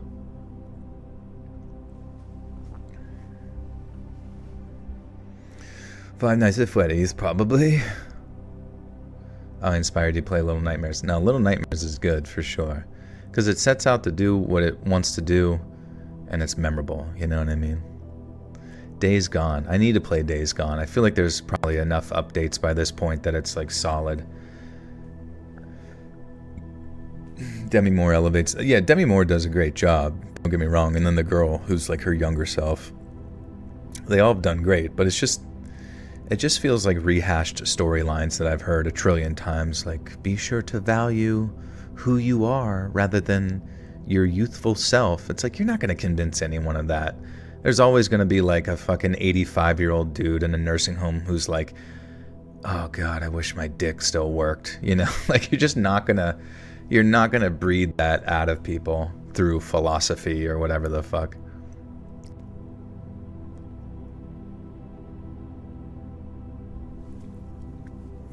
Favorite Five Nights at Freddy's game? I'm just kidding. I've never really played any of the FNAF games. I feel like I've watched a decent amount of like their lore. I think the one FNAF game I played was actually on this channel years ago, and it was like the Five Nights at Freddy's RPG, and it was the worst game ever that I'm pretty sure that the Scott Cawthorn guy gave everyone refunds because he was like embarrassed by it or something. It was so unfortunate. Choo Choo Charles. Oh, Choo Choo Charles was really unique. I thought that was a really cool game. Yeah, you got a case of the FNAF.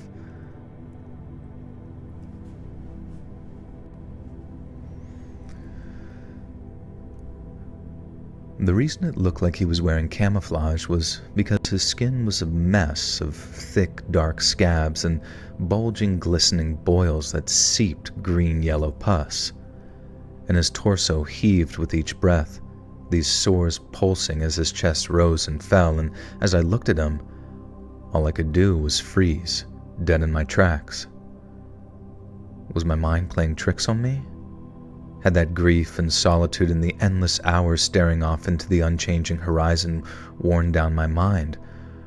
Or was that nightmarish sight standing before me actually real?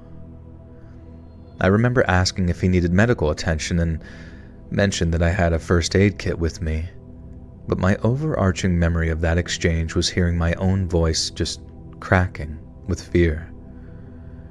I was on the verge of being overwhelmed with shock and confusion, but the man didn't flinch. He just stood there with his back to me, head slightly cocked like he was listening to me.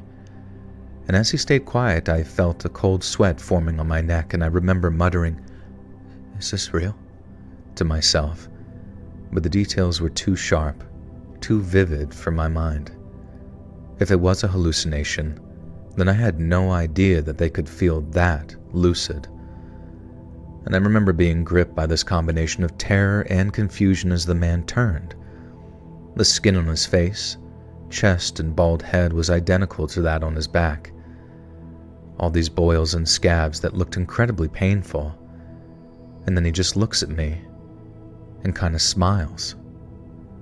And his smile wasn't threatening, but it was deeply disturbing all the same, and even from 15 to 20 feet away, I could see that his teeth were missing. And yet, despite the terror clawing up my spine and this revulsion in my gut, despite being completely convinced that I was suffering some kind of sudden and severe mental illness, all I sort of felt was peace. It was like an odd, out-of-body experience or something. I knew what was happening was all wrong, and I knew that I should be terrified, but all I could feel rising up in my chest was this sensation of bright, bubbling joy. Like I'd found out that no matter what was going on... This is pretty powerful shit right here, brother. Cock Block and Cloud Blues. Did you write that song, babes? People in the chat, when you have time, can you look up Blicky? Is that a song? Oh, is that your music? Do you want to listen to it? It better be good. If it's not good, we're gonna tickle you. Oh. Oh, you don't have any content on your channel, though. Oh, wait, you do? Let's go, baby. Let's listen to this ish. And we're all gonna be real nice about it.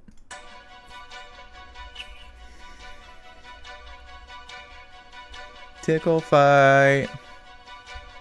That's the new name of this song.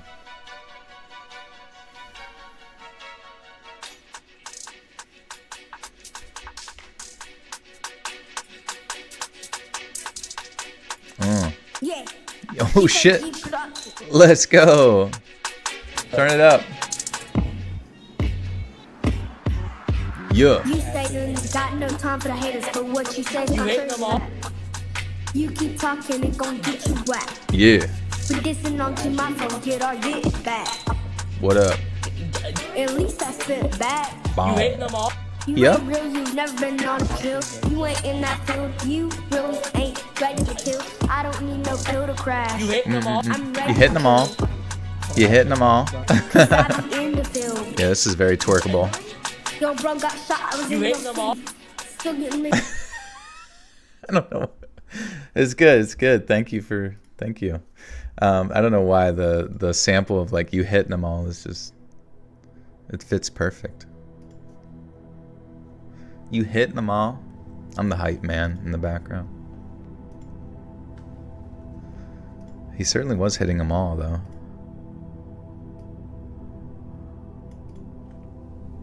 Do I like Tupac? Yeah, I like Tupac back in the day. I haven't heard much. It's weird. I like hear much more Biggie stuff than I do of Tupac over the years. I knew what was happening was all wrong. I knew that I should be terrified. But all I could feel rising up in my chest was the sensation of bright, bubbling joy.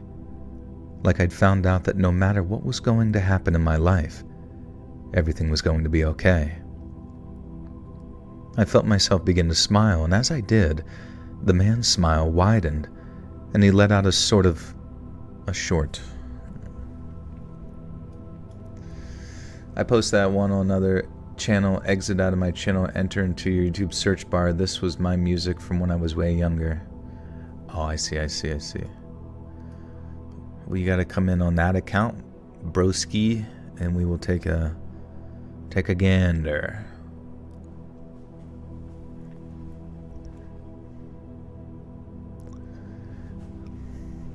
Bing bing ding, shlupa boop bow, bing bow, bay.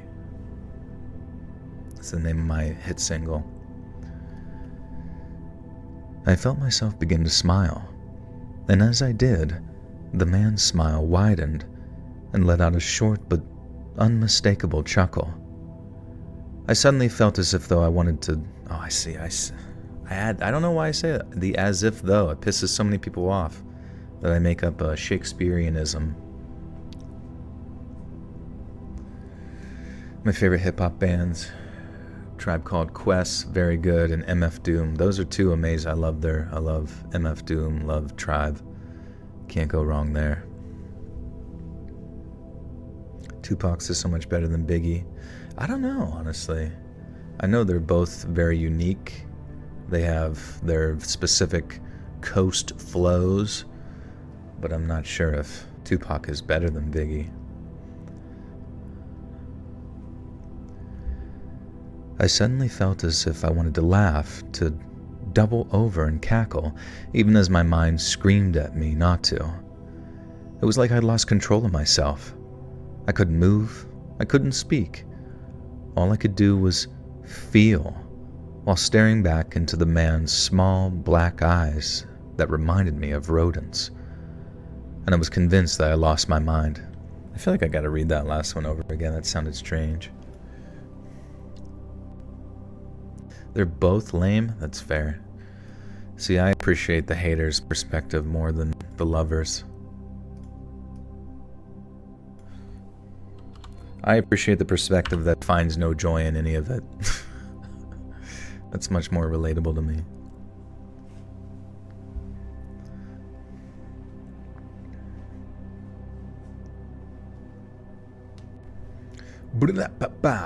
Bing bing bing bong. It was like I'd lost all control of myself. I couldn't move. I couldn't speak. All I could do was feel while staring back into the man's small black eyes.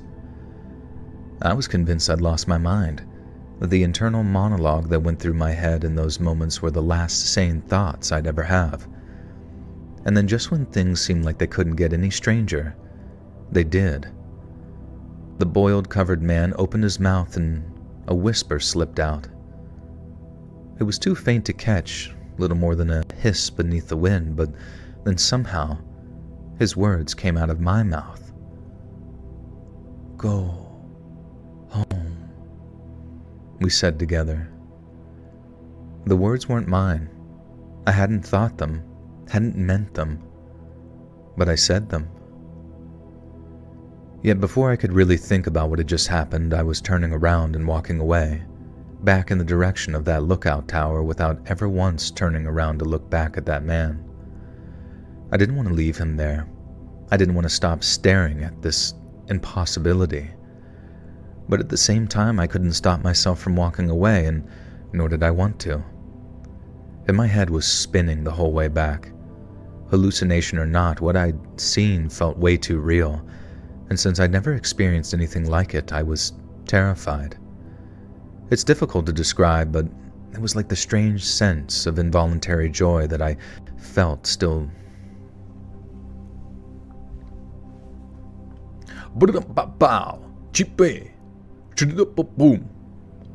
quit posting music on my YouTube, all the BS that goes with it. I left up a couple of it, everything else goes to Twitch streaming DJs.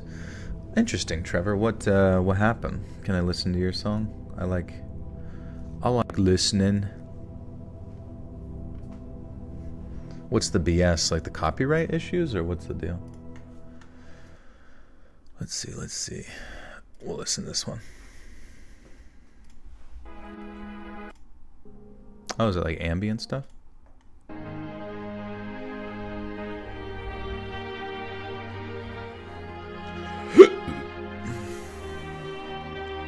Skibbity tip tip tip, skibbity toilet, bow.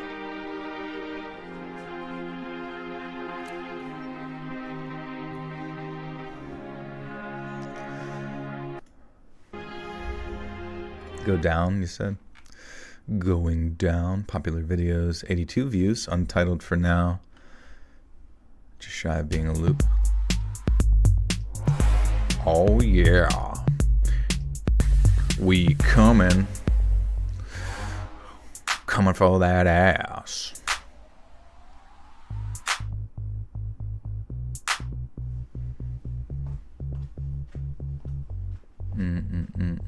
Fuck you all. Hell yeah.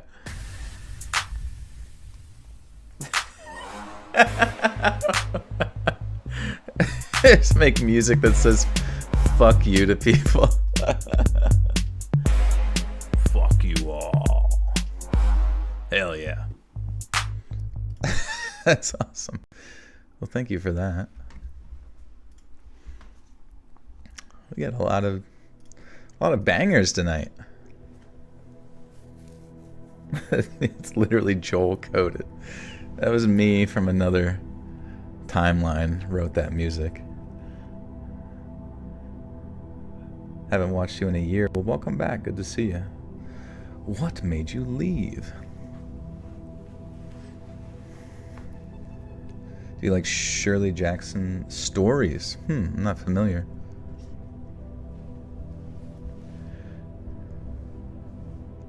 It's difficult to describe, but it was like the strange sense of involuntary joy that I felt still lingered, and I only felt truly in control of myself again when I climbed the tower's steps, hands shaking as I locked myself in the cabin.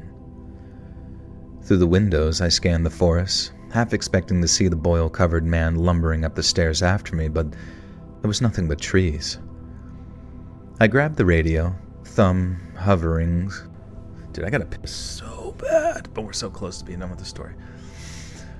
Okay. This is me having to read with a big bladder full of piss. I think that song actually made me have to piss. It was the yellow note. I grabbed the radio, thumb hovering as I began wondering if the man had been there at all, or if I'd whispered go home to no one but myself. Following my encounter, or whatever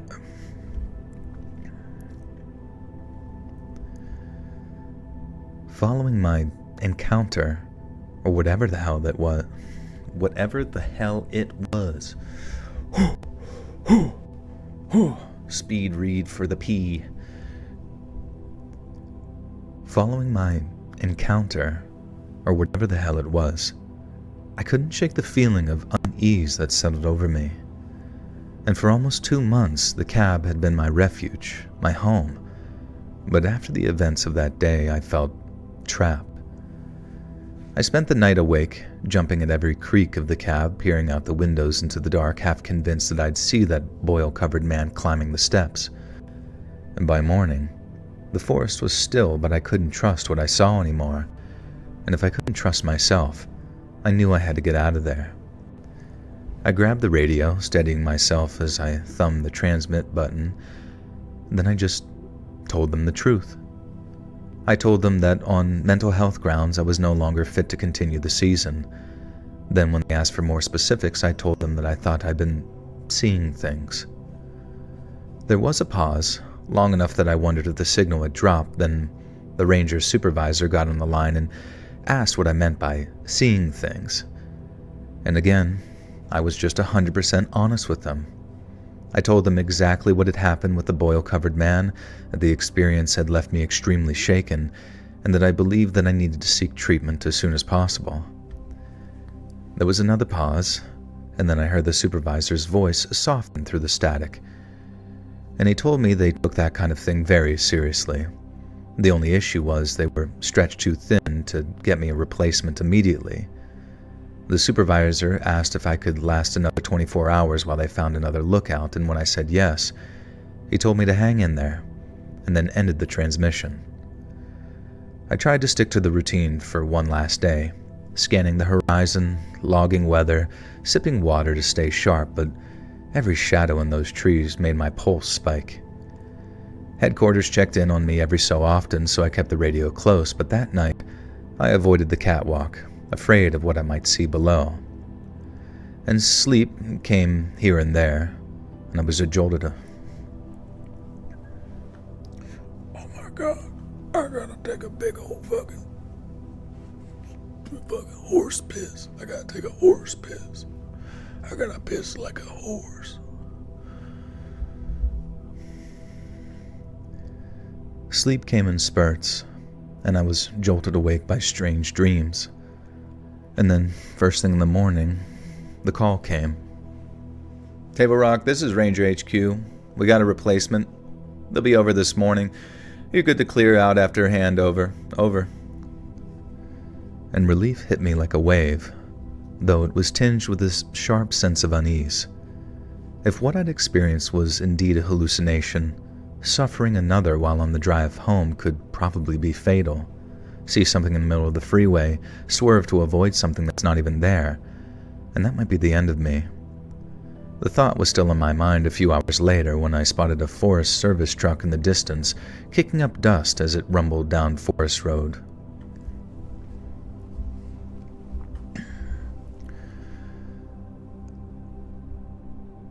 The thought was still in my mind a few hours later when I spotted a Forest Service truck in the distance kicking up dust as it rumbled down the forest road. My replacement was a ranger in her 40s, all business with a clipboard and a nod. I walked her through the cab, then, as I handed over the keys, I felt my hands shaking. The ranger asked if I was okay, and I just told her that it had been a rough stretch, and she chose not to press any further. After the handover, I grabbed my pack, took one last look at the tower, and then climbed into the car. I didn't glance in the rear view as I drove away. I just wanted to be gone. And about a week later, I was sat in a psychiatrist's office, staring at the beige carpet with hands clenched in my lap, mentally rehearsing what I was even going to say. And then when it was time, I told the doctor everything, from my mom's death to what I'd seen in the woods. She listened and jotted notes on a pad. And then after confirming that I'd been clean and sober during my time as a lookout, she told me what I'd experienced sounded a lot like a stress-induced hallucination, which apparently are surprisingly common following a sudden loss like that. She said my brain was misfiring, turning guilt and sadness into something I could see, and she then asked if I blamed myself for my mom's death. I didn't answer right away. I hadn't been there when it happened, and that ate at me. And towards the end of the appointment, the apporpissement.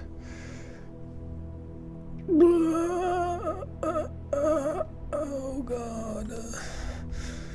Holy shit. If I piss my pants on stream, would you guys still like me? Would you still be my friend?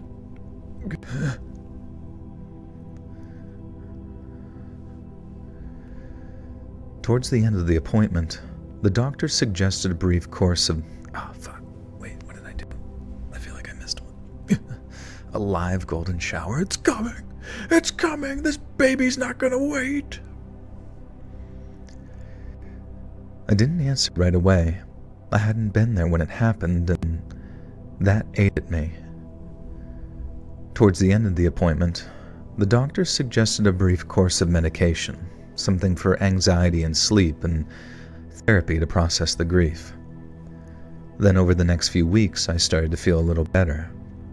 But I only felt much better about Mom's sudden passing, and somehow, despite all the pills and therapy sessions, what I'd seen out in those woods didn't feel any less real.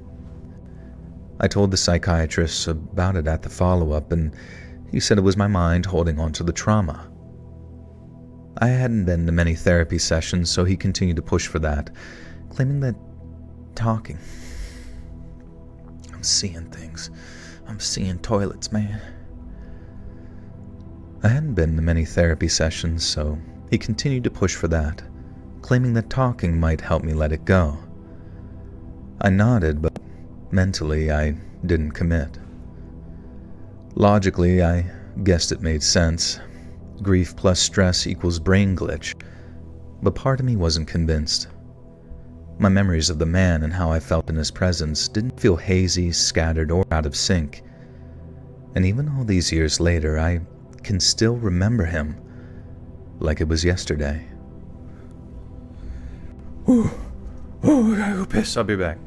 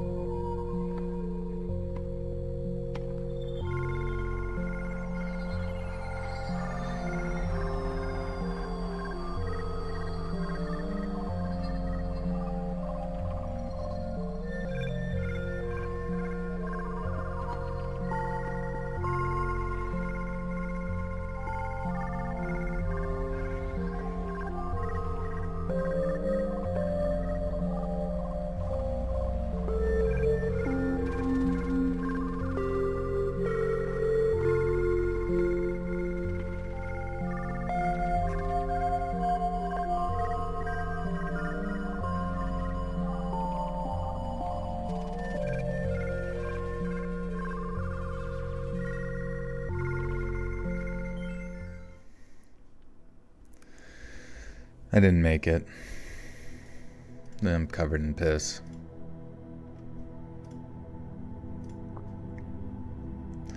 This is the most embarrassing moment of my entire adult life. And yet, in a weird way, it's slightly liberating.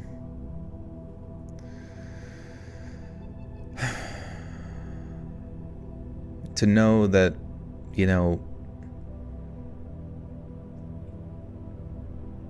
we have certain natural inclinations within our nature that don't always need to be fulfilled by modern amenities, such as a toilet. I mean, why wear all these sacks of cloth on our body, a diaper as a wee babe, if not to continue to utilize them into the remainder of our existence? Henceforth, I will finish the rest of the stream completely soaked in urine. Please do not judge me, for I do not pass judgment upon you.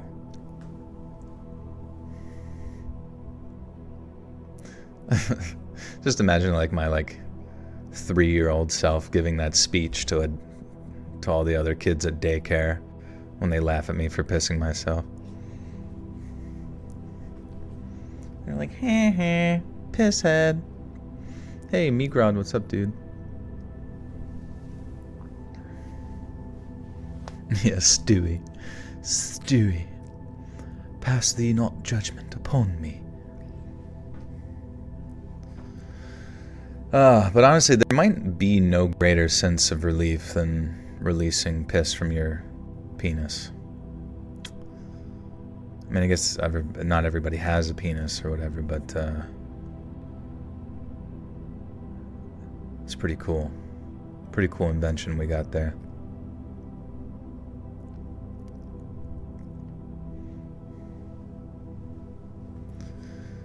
Proof. We'll be shipping out that bottle soon to the longest patron on Patreon. It's extra bonus content coming out. Alright, sorry. Anyways, that was story 1. We got 2 more.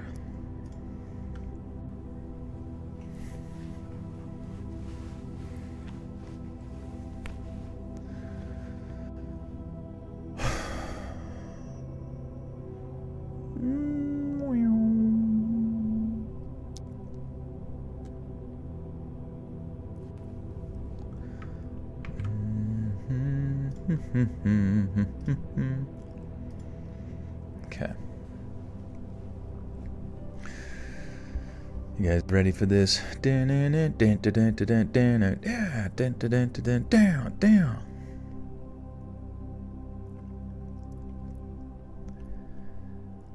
been a forest ranger for 8 years now, and for the past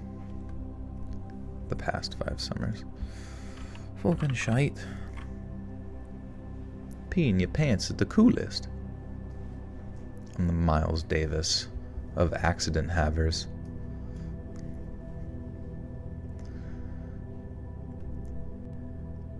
I've been a forest ranger for 8 years now, and for the past 5 summers, I've been stationed at a fire lookout in the Pacific Northwest.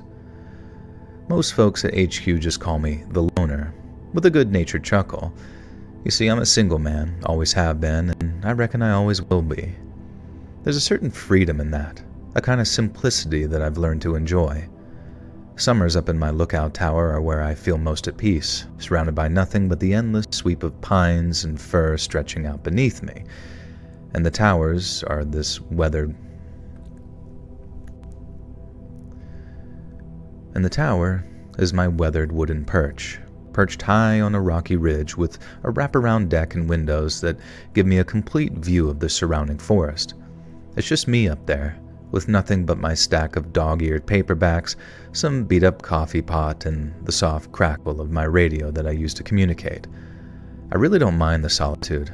In many ways, I like it. You just can't find peace like that anywhere else.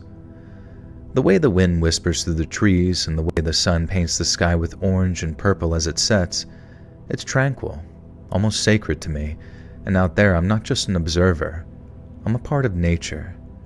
And it really does make you a poet out there with only your mind to think. But there was one summer a few years back when something really shook me to my core, an incident that I'll carry with me until the day that I die. It started like any other season. In early June, I hauled my gear up in the winding trail to the tower. Canned goods, a few fresh shirts, my rifle, and a journal that I sometimes scribble in when the mood strikes me.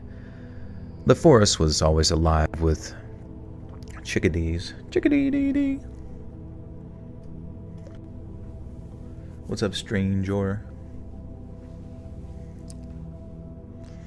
Whenever I hear Pacific Northwest from every narrative story, I can't help but piss myself and ejaculate simultaneously. It's a perfect mixture. Jensen. Wait, what did he say? Who else listening to this butt naked with a glass of wine and an endless supply of Ruffles potato chips next to them? The bag just goes down like into the flooring. I'm so horny. I'm so fucking horny.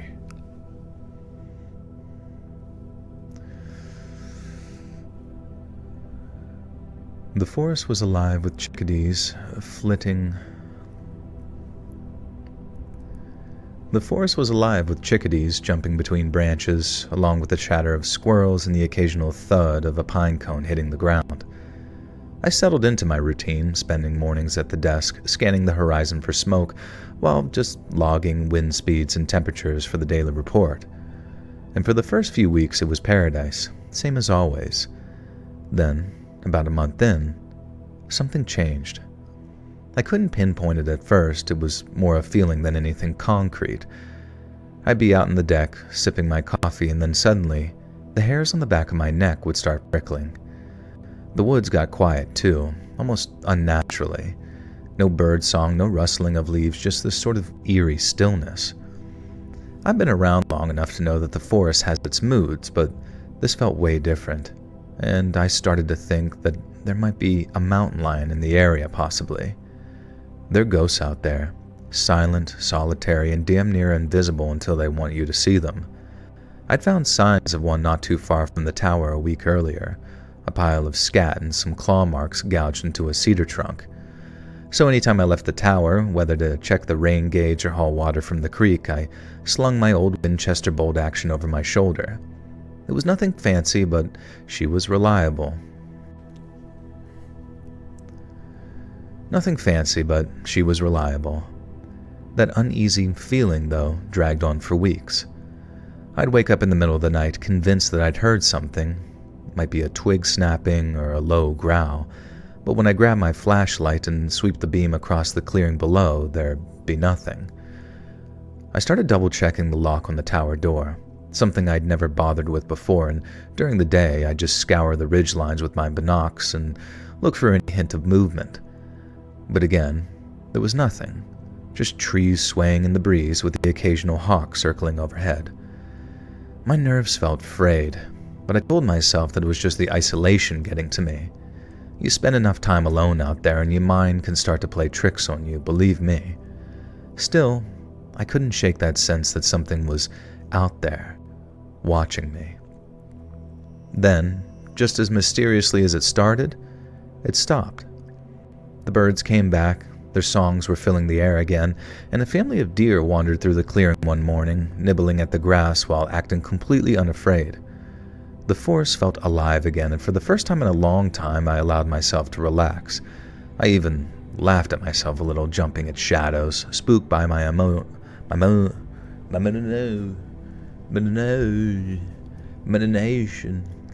Spooked by my imagination. Imagine that. Bigfoot is another interdimensional thing. No one lives who sees them because they get eaten.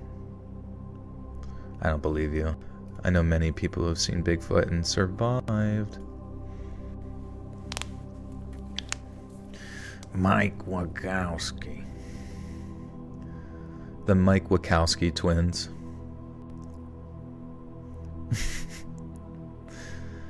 Hey, see you, Sam. Have a good night. What's up, DL? How we doing? On a date and he whips out the binocs. It's love at first sight, yeah. He whips out his binoculars to stare at your tits. It's a technique that I use from time to time. They have no idea. It's like staring. A cerebrovascular accident. You going to bed, Annie? Take care. Good to see you.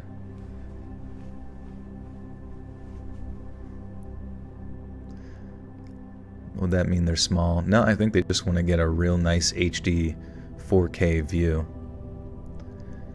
He whips out the microscope to examine the veins. You've seen Bigfoot? Tell me more.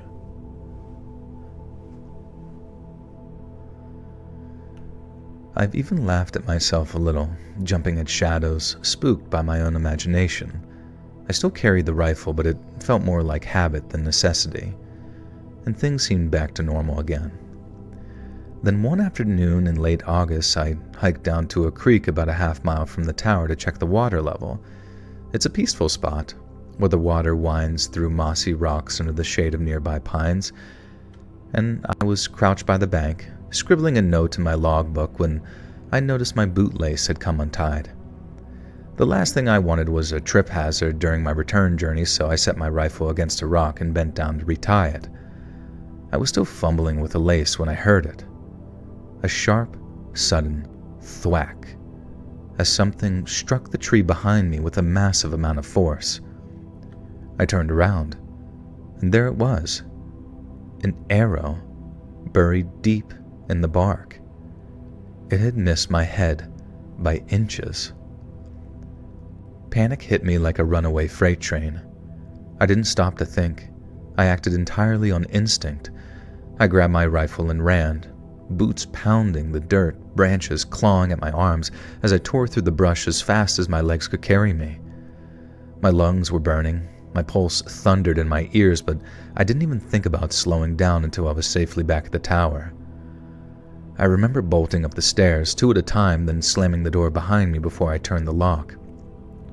My hands were still trembling as I took up a position by the west window, peering out at the tree line with my rifle at the ready. The forest looked still and calm, but I wasn't fooled. Someone had just tried to kill me. I fumbled for the radio, almost dropping it, and keyed the mic. "HQ, this is Lookout 7, I said, alarmed at the terror in my own voice. "Someone just tried to shoot me with an arrow and they're still out there. I need backup now." I remember how a ranger's voice came back in moments, sounding calm but very urgent. "Copy that, Lookout 7, he said.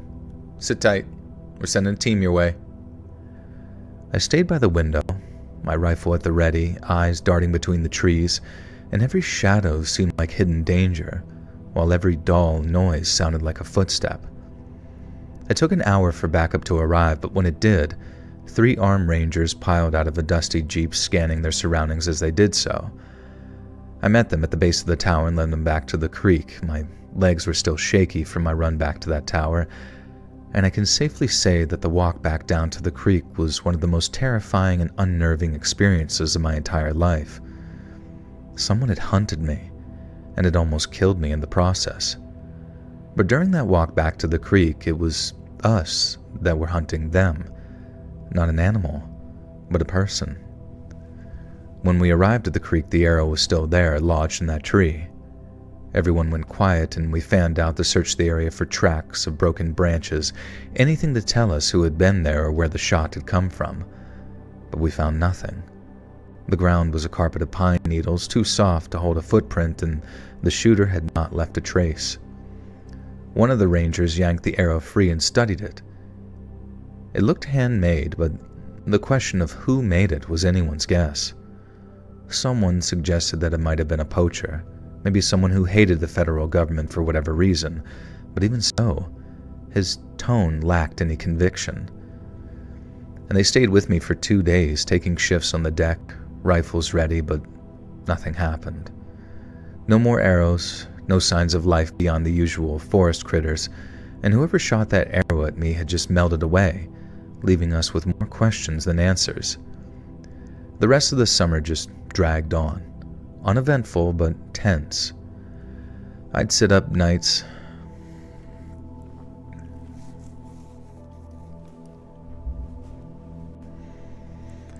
I got offered a half-eaten string cheese by a homeless guy, but nothing too bad than that in the... Oh, nice, yeah.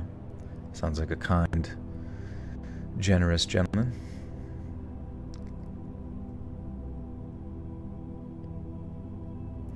Coda, welcome back for a year. You're the best. You're the best, Coda. Thank you so much, my friend. Appreciate you.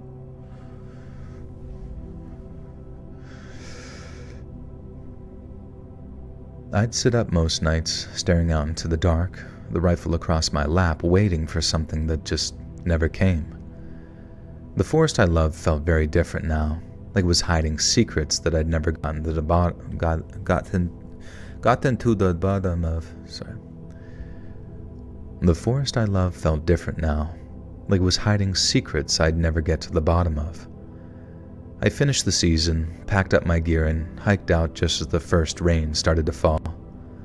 The whole thing doesn't haunt me or anything, but even now, years later, I can still hear that arrow snapping into the tree, and I remember the cold dread that dripped over me in the seconds afterwards. I still work the towers, still love the wild, but there's a part of me that always is looking over my shoulder, wondering who was out there that summer, and why they tried to end my life.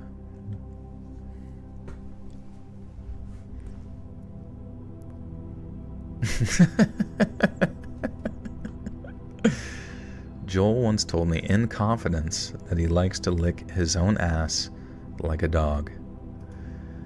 Well, if your own ass didn't taste so damn good, evolution wouldn't allow me to get down there now, would it?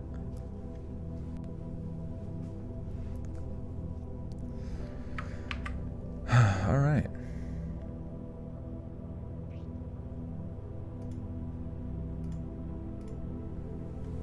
Some of us are just born to lick.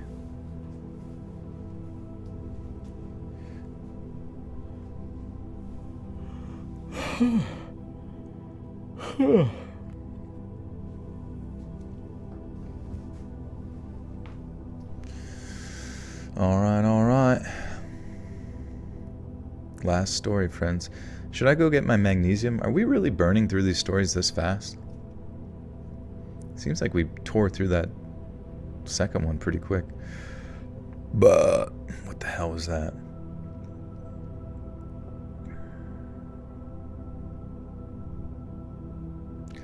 Wish we all had a time machine to live our greatest hits. What would be your greatest hit? You can live it again. You can live it again. Alright. Yeah, I'm going to take my vitamins. Once again, I'll be right back.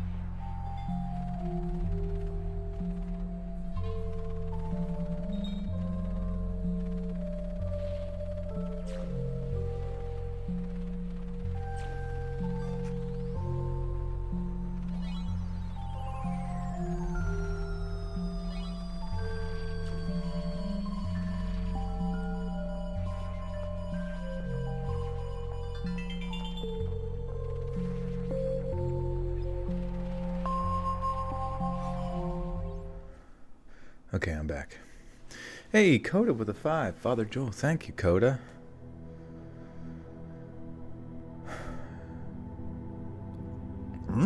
Coda.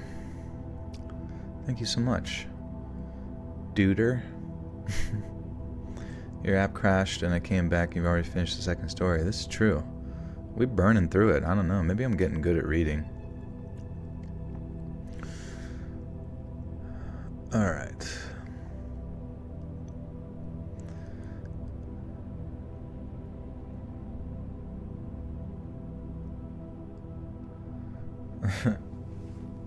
Yeah, Justin, that's the project that you're starring in. It's just called Harem. Have they made a movie called Harem? I could see some opportunity there.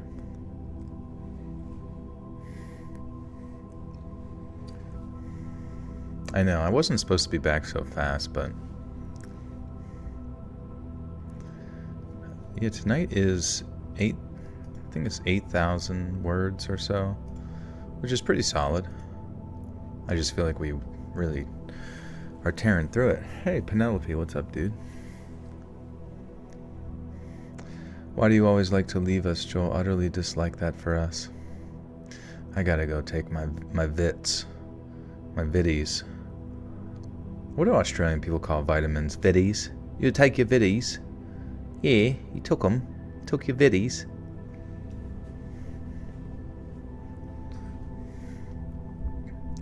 It's pouring. Yeah, I wonder what I'm gonna see like a National Weather Radar map. Let's see. Oh, okay, so yeah, all of...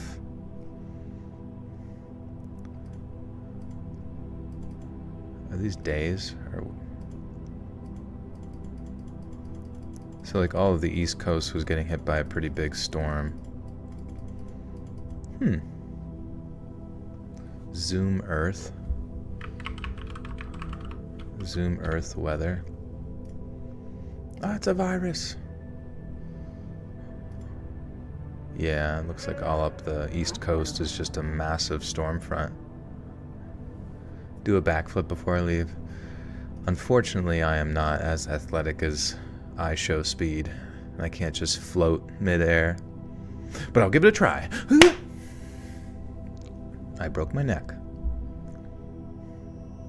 Viddies and Vegemite for Brecky. Yeah. Have you brekkie? I show meat, yeah. That's where me and him can relate. Every stream, just swanging. Took me 8 hours to get home. It normally takes 1. All the roads had landslides or standing high water. Holy shoot, where was that at? That's scary.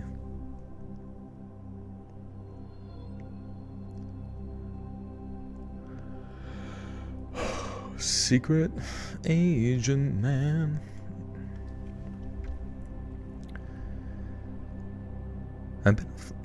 Man, it's cool when you go to read and your voice just locks up. Like a little baby.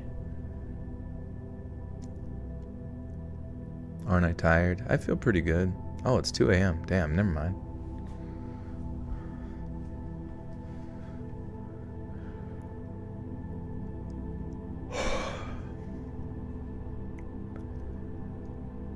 I'd been a forest ranger for about 6 years when everything with Ted happened. It was summer of 1997, and I was still pretty green compared to him. Ted was the guy everyone looked up to. 30 years on the job, steady as a rock, the kind of man who could stare down a grizzly and not even blink. He was in his late 50s then. He was wiry but strong, with a graying beard and a voice that seemed to demand people's attention. We all respected him, not just because he's been around forever, but because he had this way of making you feel like he had everything under control. Ted was like an uncle to us, gruff but warm, always ready with a story or a piece of advice, and boy did he love the fire lookouts. Every summer, he'd volunteer to man one of the towers, spending weeks alone with nothing but the forest and a radio for company, and he said it was the only place that he could really think. That year, he'd gone out to the tower in the northwest corner of our national forest, a spot called Hatcher's Point. It was remote, about a 2-hour drive from the ranger station, with most of the journey being on winding dirt roads that turned to mud when it rained. The tower itself was a squat, wooden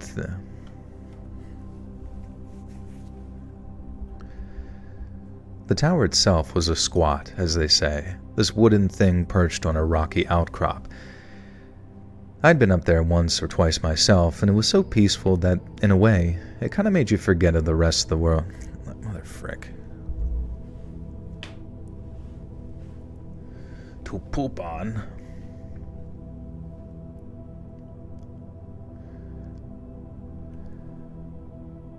I'd been up there once or twice myself, and it was so peaceful that, in a way, it made you forget the rest of the world even existed.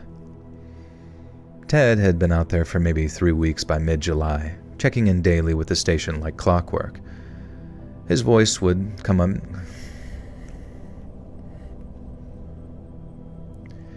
His voice would come in over the radio every morning, saying stuff like Hatcher's Point, all clear, weather's holding, and that was Ted's style of speech in a nutshell, short, to the point, and reliable. But then, on July 21st, everything changed. It was late afternoon when his call came in. I was at the station with a couple of other rangers sorting through maps and drinking terrible coffee when the radio suddenly burst into life. And a split second later, Ted's voice came through the static, very sharp and panicked in a way that I'd never heard before. "This is Hatcher's Point," he said. I got a fire that's coming in fast from the southwest. Winds are picking up. Might have to evac. There was a pause. Then, quieter. It's moving too quick. I gotta move. And after that, the transmission went dead. We scrambled into action. A fire that close to Hatcher's Point wasn't something we'd seen coming. There'd be no lightning strikes reported. There had been no lightning. God damn it, dude. Pradeep requires chin scritches. He is... Whenever I did go to the bathroom earlier, he was standing there, and it was kind of funny because I like walked up to him and he just like fell over on his side like instantly. Just like limp, wanting to be pet, and it was pretty cute. Does he have a deep purr? He does have a pretty deep purr. It's like as soon as I start touching him, he starts purring. Oh wait. Coda, thank you for the 5. Sorry I missed that. Thank you. Come home, Joel. The kids and I miss you. I can't, sweetheart. I got work. I got milk and cigarettes to get. There's a shortage. Can I get you McDonald's? Yeah, what you want? You want a Happy Meal? They ain't got no Grimace toy. Hiking Washington was either the Black Diamond or coming down from Cherry Creek Falls. Was it just like super steep?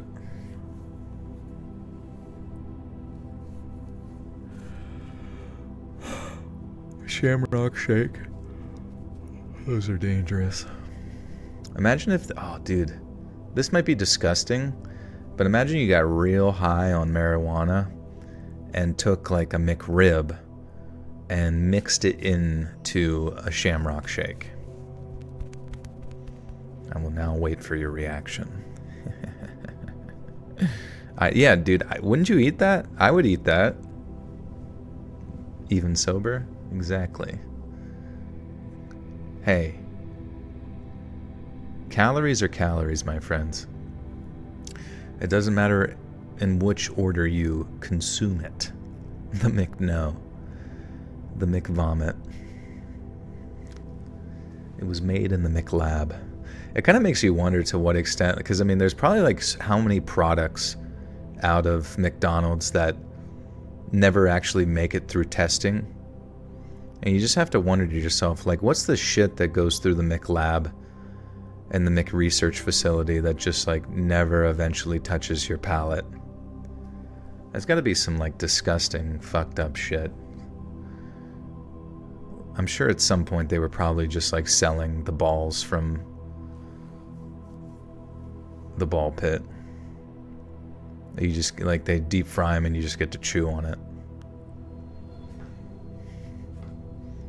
Or if there's like, you know, I assume like within the play place, there's, it's such a labyrinth. I imagine there's quite a few, like a lot of people don't know this actually, but they're like every year in every McDonald's play place across America, at least 50 to 250 kids go missing in those every year. And a lot of the times I think their skeletons are found. Now, whether or not those get utilized as ingredients, I'm not sure.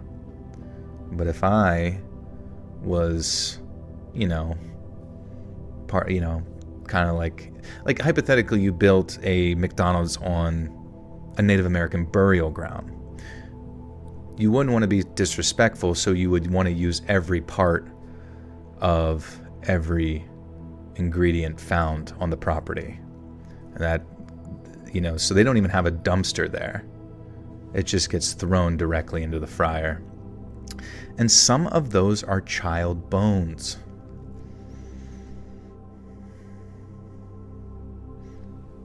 Anyways. A fire that close to Hatcher's Point wasn't something we'd see coming. There had been no lightning strikes reported, and no signs of smoke on the horizon.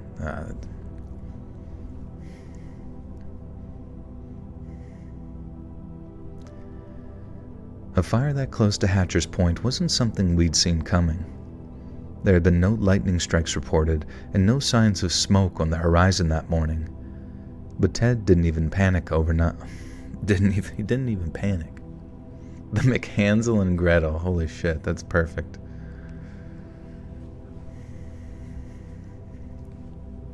Yeah, all the employees have to finish everything. Nothing goes to waste around here, you understand? You see that big tub of high fructose corn slurp slime? I need you to chug that, or you're not getting paid. He was the nicest guy around. What about the murder? What murder? What about the kids he deep fried? What kids got deep fried? But Ted didn't panic over nothing. Within an hour, we had a crew mobilized, and I was part of the team sent to scout the area from the ground while helicopters flew overhead. And by nightfall, we could see the glow of flames chewing through the forest. It was a nasty one. Dry conditions and a stiff wind had turned into a real monster.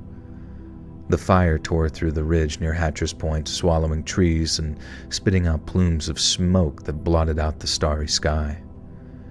We assumed Ted had made it out. Coda, what the two says, oh, praying for the children, that's utterly gross. Guys, can everyone say a prayer for the missing kids at the play place? I don't want anybody to forget about them. But also to appreciate that their corpses will not go to waste. The fire tore through the ridge near Hatcher's Point, swallowing trees and spitting out plumes of smoke that blotted out the sky. We assumed Ted had made it out. He knew those woods better than anyone, and in all likelihood, he'd taken the access road and headed back toward the station. The fire burned for 2 days before we got it under control. Then, when it finally died down, the area around Hatcher's Point was this charred, smoking mess. There were acres of blackened stumps and ash with the ground still warm, but the tower itself was gone, reduced to a complete pile of beams. Ted's truck was still parked at the trailhead, which didn't sit right with us. He should have driven out, or at least left a note, but there was no sign of him. We figured that he'd hiked out on foot, maybe gotten turned around in the chaos.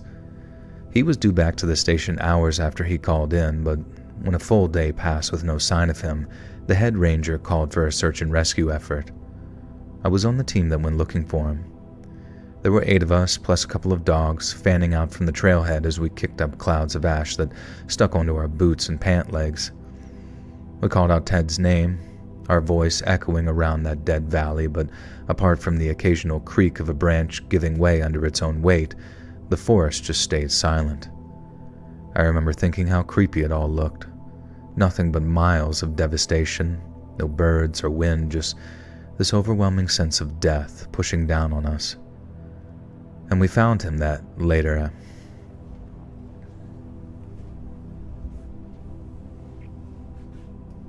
What murder? It was something else. Dear Lord, please help all those missing kids get justice and their families get closure. In Jesus' name we pray, amen. Thank you. Thank you. At least someone in here has a good prayer. I was reading through and I didn't see a single good prayer until that one. Jesus Christ. But also be sure to pray that they don't lose their flavor. Warning! Welcome back for 30 months.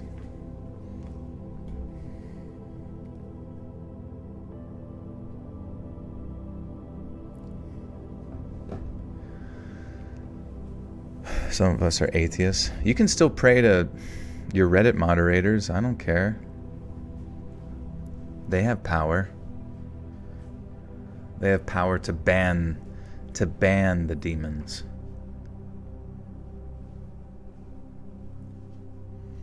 I heard there was a rattlesnake found in a ball pit. Holy shit, that's actually diabolical.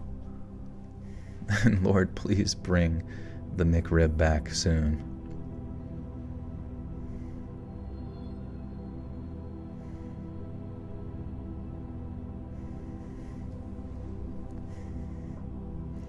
I'm still in the ball pit all these years later.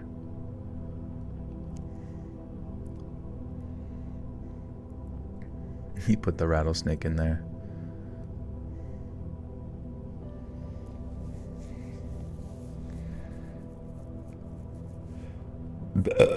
Okay.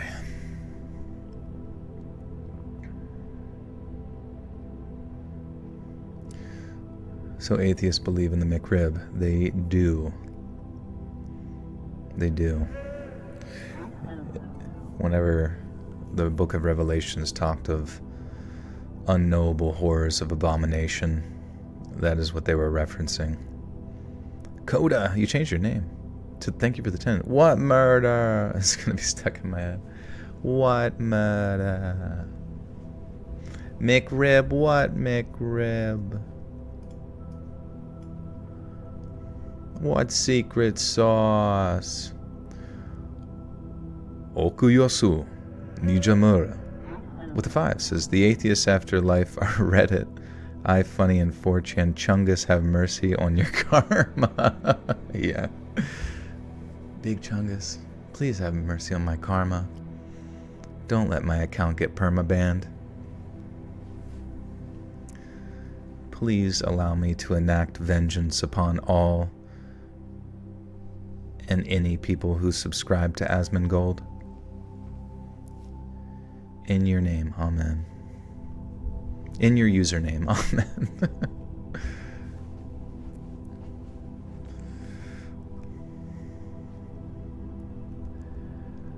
We found him late that afternoon, almost by accident.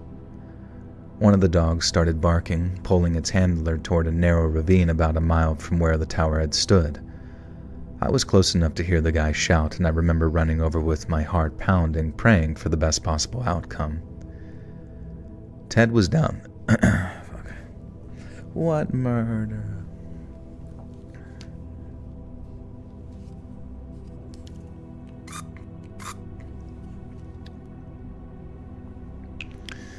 Let's have some fun. This beat is sick. I want to take a dive in the Brad Pitt ball pit.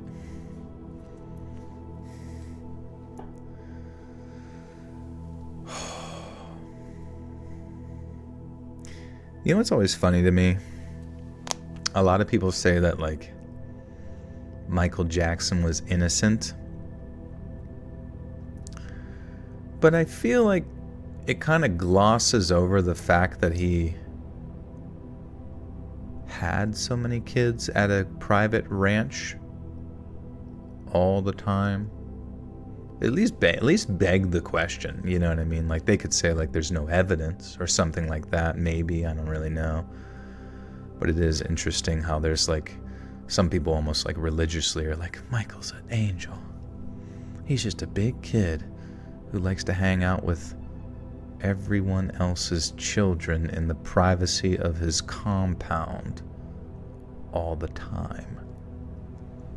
Do I still identify as Big Chungy? I do, yeah. My true self. Remember correctly, he said he wanted kids around to give them the childhood he never had. You know, sometimes wolves oftentimes say they need to be around chickens to... The wolves want to eat the chickens, all right? Judith, welcome back for 56 months. Says, good morning, Joel and the Buttersocks. Can't wait for my new badge. Thanks for doing that, Joel. Is that at 60 months, Judith? Your mind's gonna be fucking blown.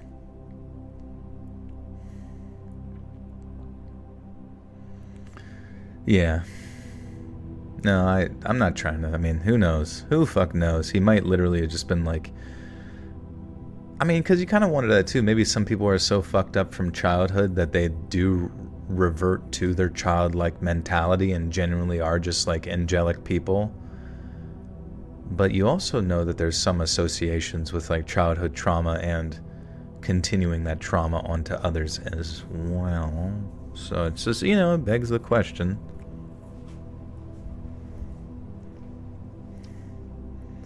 But I mean, I feel like he could have maybe given them that childhood that he never had, perhaps with the supervision of other adults, you know what I mean?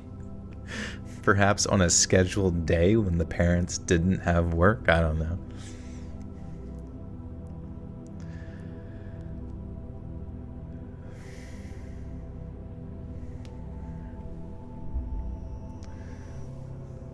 You're going to use this donation as a tax write-off.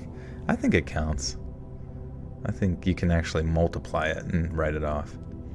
Thank you, Jensen. And Hootie, welcome back for 30 months. So glad to have you make my shift less annoying. You're welcome. No disrespect to his family, but anyone who thinks Michael Jackson is an excuse for being surrounded by children alone without other adults, just people projecting their own. I don't know, man. It's just strange. It's just strange, like, because I don't know. Like, the defense around it is just odd. Like, where is the where's the survival instinct there?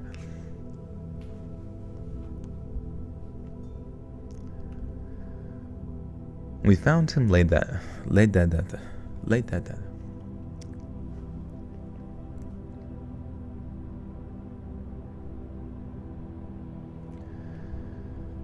We found him late that afternoon, almost by accident. One of the dogs started barking, pulling its handler toward a narrow ravine about a mile from where the tower had stood. I was close enough to hear the guy shout, and I remember running over with my heart pounding, praying for the best possible outcome. Ted was down there, sprawled at the bottom among the rocks and fallen trees. He was alive, but barely. Both his legs were bent at wrong angles, and the bones snapped clean through. His face was smeared with soot, and his eyes were wide, darting around like he was still scanning for danger. He didn't seem to recognize us at first. He just kept muttering under his breath, but I couldn't make out exactly what he was saying. We got a stretcher down to him and hauled him up, but that's when he started vomiting. It came up in thick, black spurts, splattering the ground like motor oil, and the smell was sharp and bitter like burned meat mixed with some chemical. It was so bad that I had to turn away. We radioed for a medevac, and by the time the chopper landed, Ted was slipping in and out of consciousness as his breath became more and more shallow. They flew him to the nearest hospital, and I didn't see him again until a few days later when the head ranger asked me to come along while he talked to him. Ted was propped up in a bed in the ICU, hooked up to an IV and looking 10 years older than he had a week ago. His legs were in casts, and his skin was still this grayish, like the life hadn't quite come back to him yet. Our head ranger sat down beside him, and after some small talk, he asked what happened. Ted's voice was weak, but he didn't hesitate. And although this probably isn't exactly what he said, it's definitely the gist of it. "I saw something out there," he said.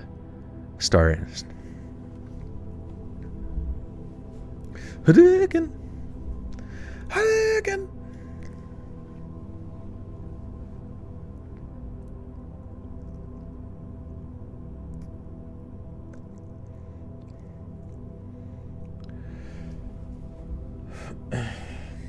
Culkin had a lot to say about creepy execs, so did Feldman. Yeah, I was always kind of curious about the Corey Feldman thing, because it seemed like he had a lot of information, but then he was like, wasn't he like kind of withholding it, but then also like hosting events and charging money to the events under the idea that he would eventually say stuff? But did he ever like name names? Because I feel like, I mean, I don't know if he would have a case, but I mean, if you name names, at least it gets the truth out there, you know what I mean? I don't know. I guess at the end of the day, I'm not like super read up on any of these particular cases, but I just always found that interesting. I helped your soul. You're welcome. Thank you, Darla. Good to see you. He defended Michael. Oh, okay. Yeah, maybe, I don't know. I mean, I guess psychologically, maybe Michael was just like, because it sounded like he had a pretty rough life with his father, kind of beating down on him all the time, and who knows, maybe, but just odd.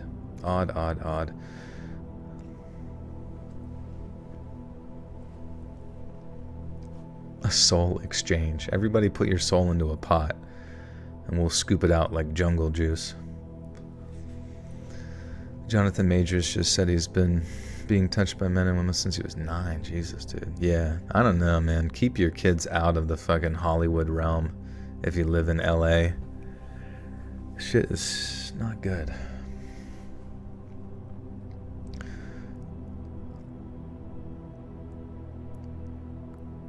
Is it weird having fans? I don't know. Maybe I'm just like so self-deluded. I always anticipated at some point in my life I would have them.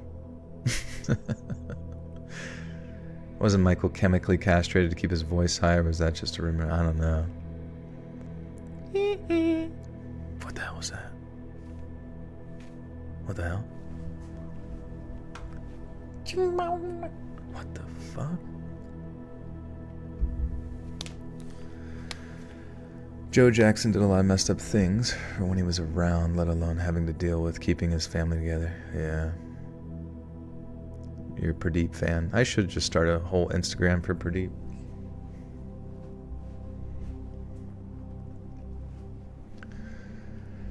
If you look at the concept of The Boys, it kind of shows you how Hollywood is, mistreating and raising kids to be these Hollywood stars. Yeah.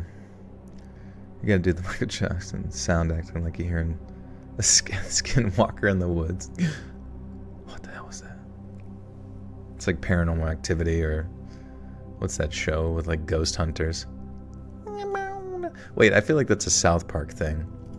I swear to God, there's like an episode of like somewhere on television that I buried in my subconscious that like Michael Jackson is like communicating paranormally, but making those specific noises.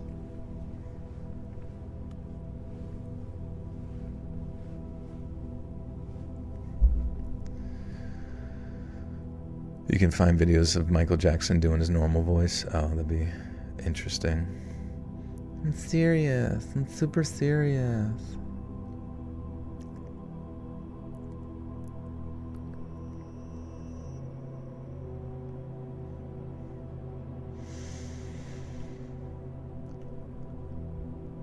I saw something out there, he said, and he was staring at the ceiling as he said this.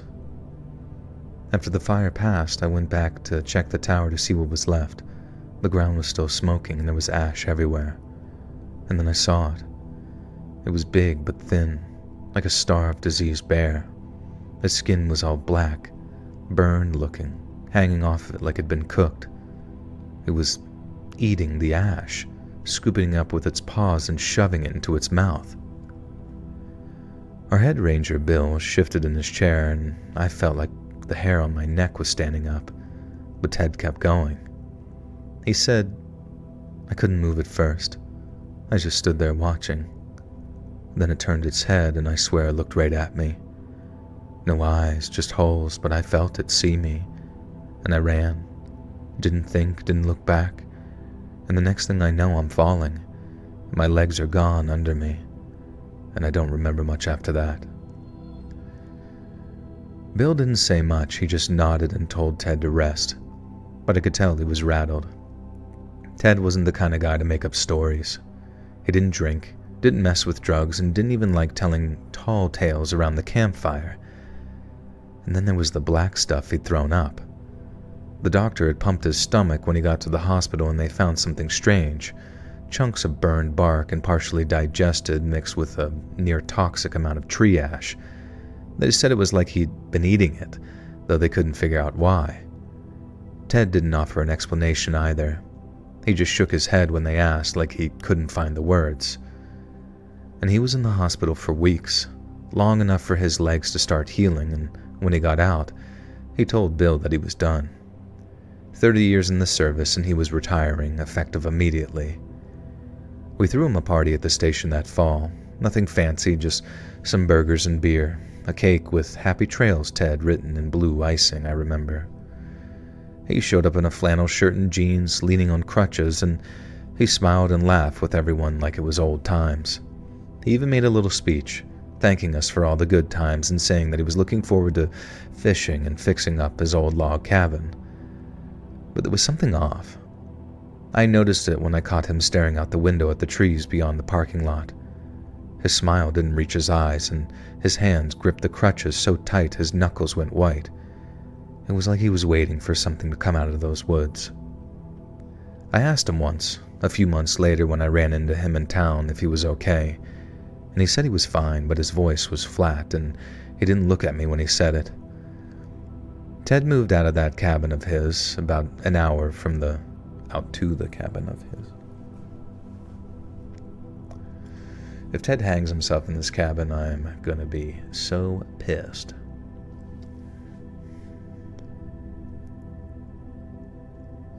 You ever thought about doing crypto? Like, what do you mean, like creating a crypto rug pull scam or something like that? You know what? I think Hawk Coin, it just wasn't what people wanted. We need to bring it back. Oh, investing. Yeah, I do crypto already. It's a little concerning. I was trying to think. I was running through some scenarios in my brain earlier, and I've been doing this for a while. You know, just wargaming it, you know what I mean, as one does. And I was thinking, well, actually, I'll ask you guys, what would be one of the best possible ways to surveil a population? Ready, go.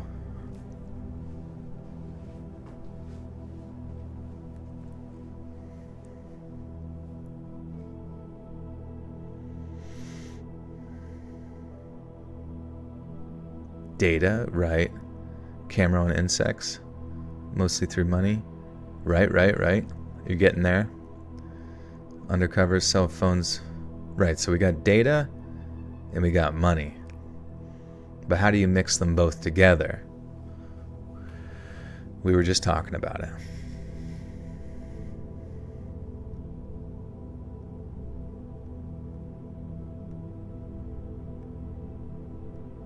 Data money. Exactly. Yeah. Right. Like a crypto coin, right? The question is, in America and some other places, cash is still king, right? It's still the prevailing manner in which to transact.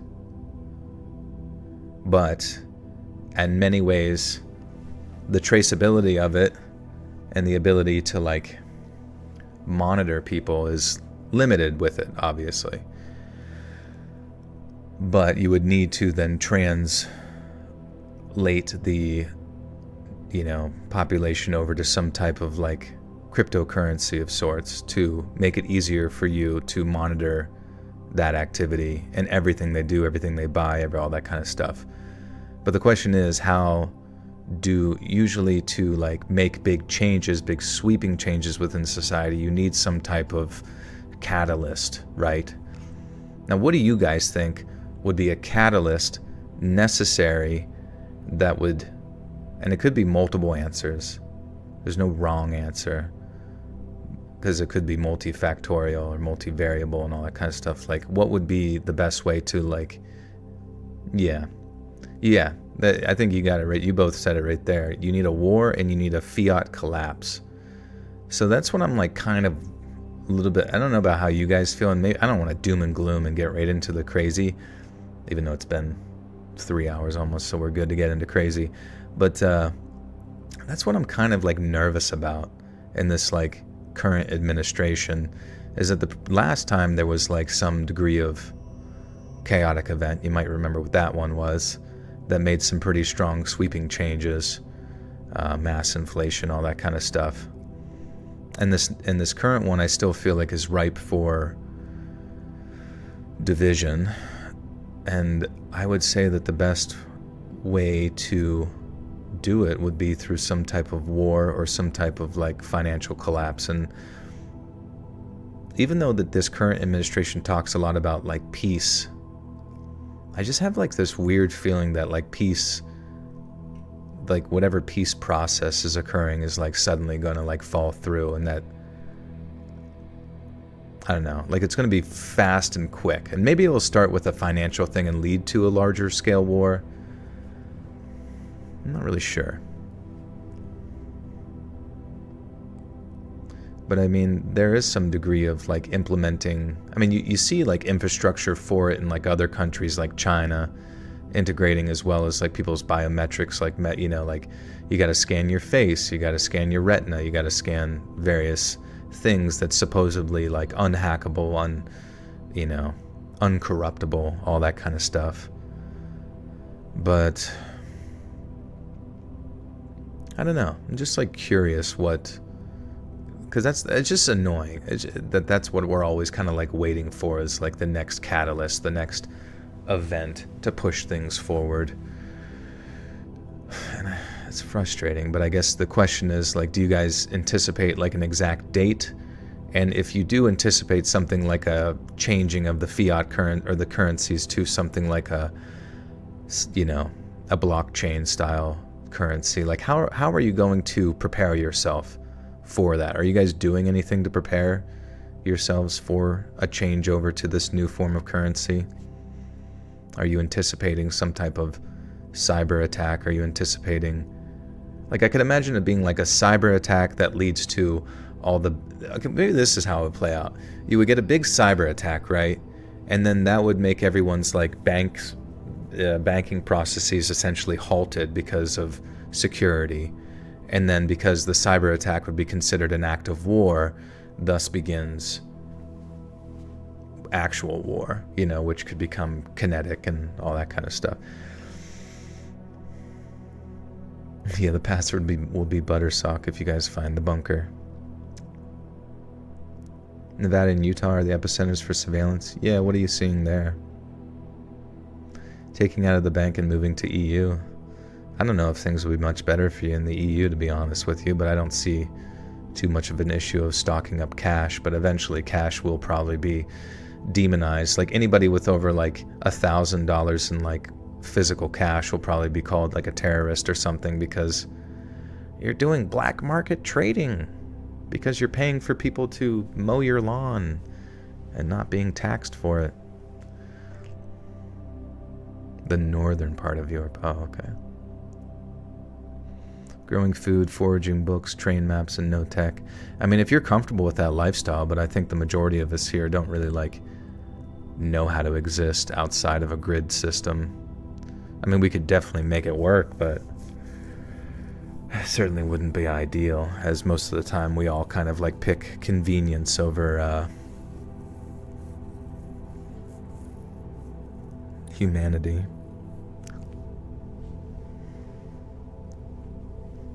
I think one of the bigger, scarier things is like changing up what it means to use money. Because like as of right now, what does money represent to you?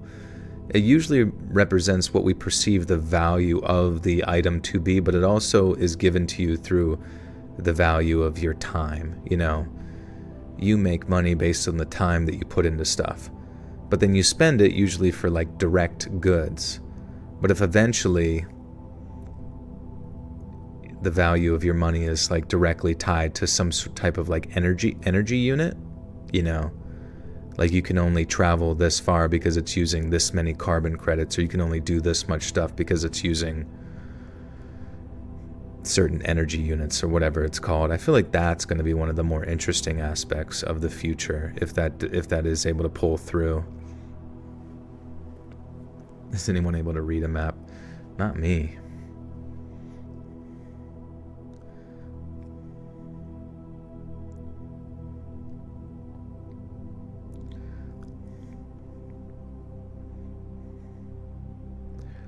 Biometric CBDC is exactly that, work per energy. I mean, it makes sense. It's just strange when you really get into, if we do end up in a situation like that, you do have to come to the realization that neither side of like this two-party system is actually working in your favor. You have to come to the realization that both of it was just some ploy to like keep you distracted until like the major players made their moves.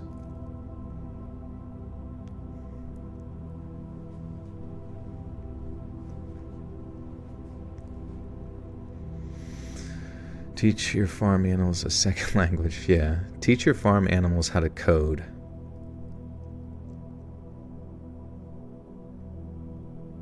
You go to Mexico and find a stone mask. Like Jim Carrey. Just our evolutionary progress of humans. I guess so, but it feels like it's not necessarily a decision that we've made. Now, granted, some of those people in power, whenever you don't make a fuss about stuff, they perceive things. When you don't make a big fuss out of it, they think that that's consent. You are consenting to whatever action, that they want to take. Because why should they respect you if you don't really care, It's going to summon. You're going to summon an asteroid? Where's it going to land?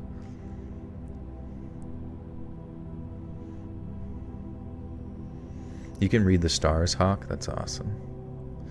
The 7th advanced civilization is coming to a close. Or maybe it's coming to a peak, who knows? This is depressing. I'm sorry. Well, that's what I'm saying. If you can see things happening down the road, what can you do to protect against it? That's the big question. What can you do to prepare yourself for sweeping changes that most likely will occur? But unfortunately, those sweeping changes to prepare against them is just like the world's biggest pain in the ass, Am I prepared? No, I'm not prepared.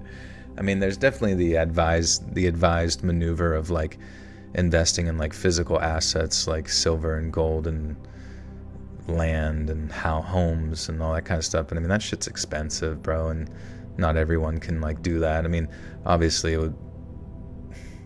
if you really are comfortable with like no upward mobility in the sense of making money, going and learning how to like live off the land and work on a farm and all that kind of stuff does seem, perhaps a foolproof method. Not a full one, but how are you going to pay for a 5-layer with silver and gold? That's true. Hopefully Taco Bell takes little gold doubloons. Invest in kryptonite.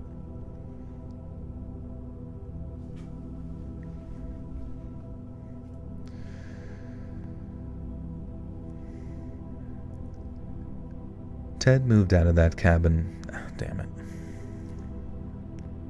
Farms are still affected by the state. That's true too. I mean, the Amish are getting like fucked all the time. Or they're like limiting your ability to use certain fertilizers to grow things, or they're limiting your ability to like slowly incentivizing farmers to shut down because of, your waste is getting into the water supply or something, which might be legitimate concerns and stuff, but it definitely is like a slow game that's kind of being fronted as like environmental efforts. I never know if I'm going to have money, so therefore I don't give a fuck about voting. It's all rigged to work in the billionaire's favor. This world is fucking waste. I want the asteroid to come land right now. Yeah, but what if you were happy? Would you still want the asteroid to come if you were happy? I live by Nike HQ in Oregon, and a shack got bought by BlackRock, sold for $580,000. That's crazy.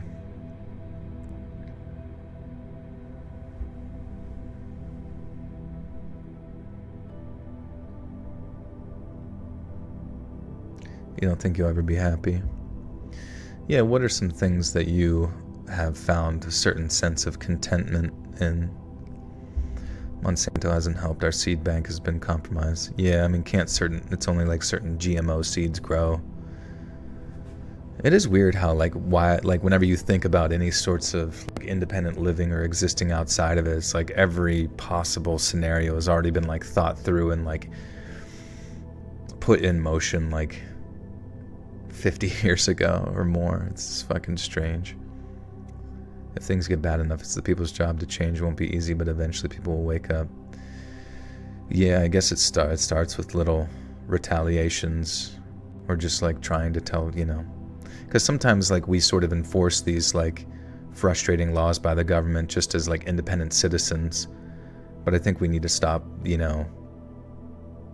listening to it. It doesn't mean that you have to be rude or bad to anyone. You just need to not abide by those sort of like social guilt trips that you always are given by random people all the time who think that like they get a kick out of feeling like morally superior because the state told them how to think or something.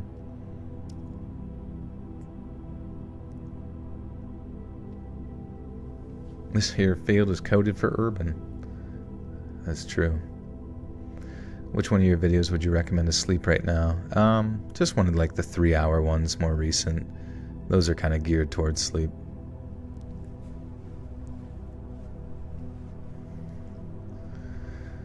I saw a picture of an unknown tribe found in the Amazon from an aerial view, and one comment stood out. These people probably don't know anxiety, depression, the internet.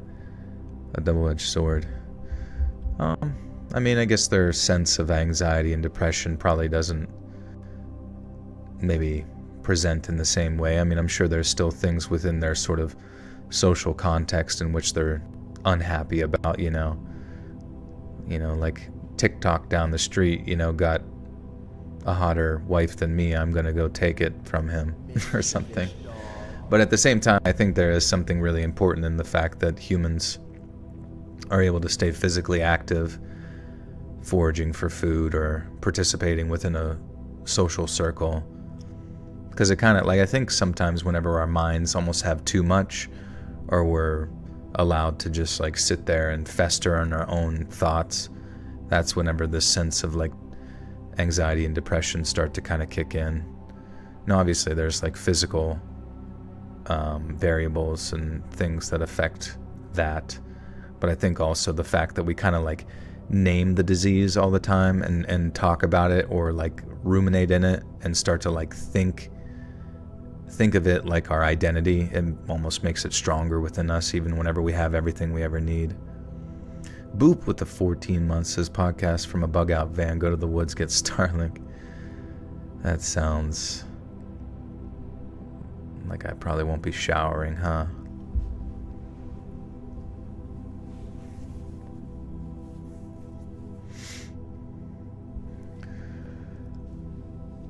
You're getting your own planet. All the dumb shit, my planet is going to be so dope. Yeah, I guess Mormons have that, right? They get their own planet after they die. My brain can't do the background music for very long. Maybe an upload with and one without. Yeah, I mean, you can on Patreon. It's only $1 a month over there for no background music, and you can listen to the full episodes, and it's just voice with, remove the background sound as well. I mean, before we got so much access to so much stuff, we lived in our own bubble of reality, and we now have so much info at our disposal. I think it overwhelms us. I totally agree too. I mean, why the fuck do I need to know about anything that's occurring, and why do we take such a strong stance to like be involved in it when objectively most of the time we never make a difference anyways? I mean, protests around campus, blah blah blah. I mean, it's good to be annoying, but most of the time, like, it just the devil takes a new form later on. Whatever congressional bill that you didn't want to get passed, they just wait a little while and wait till you're bored and tired and everybody's on vacation, and then they go and pass it.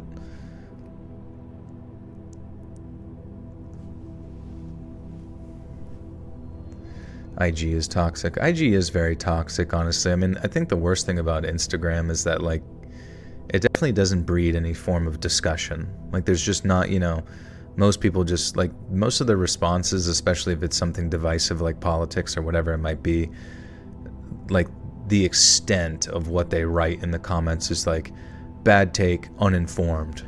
And it's like, okay, you're basically saying you disagree and that person is not educated or doesn't know something, but then they don't take any effort to like explain what it is that they don't know, and I understand it takes more than 3 seconds to like actually type up your perspective, but it's just weird how lazy everybody is, but they still feel like a sense of catharsis, a sense of catharsis, like saying the most worthless thing on the earth.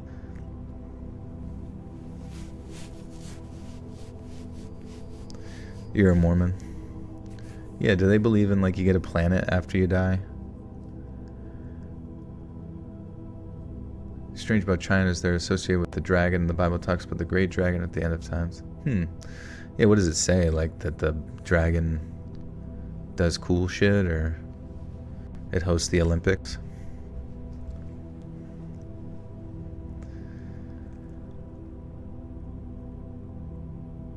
You can have Saturn. If you can get through the rings.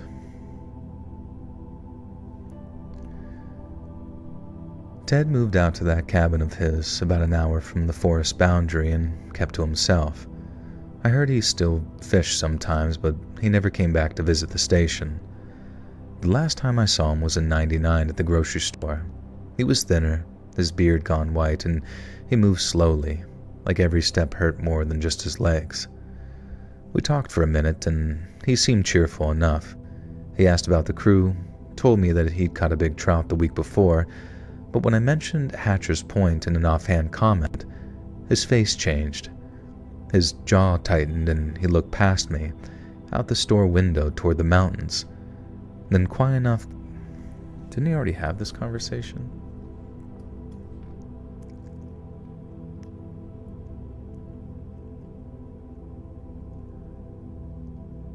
Oh, yeah, similar vibe.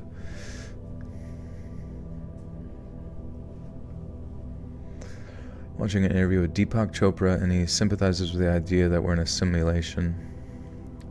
Yeah, I've been seeing the idea of like a simulation thrown around everywhere. The one thing that people had said more recently is like they have some laser test. What the hell is the laser test? I just think it's funny. It's like you have to take DMT, the strongest hallucinogen that you can get recreationally, and then you gotta look into this laser and you will see code like the Matrix or something like that. And I'm like, man, that's a really specific set of steps.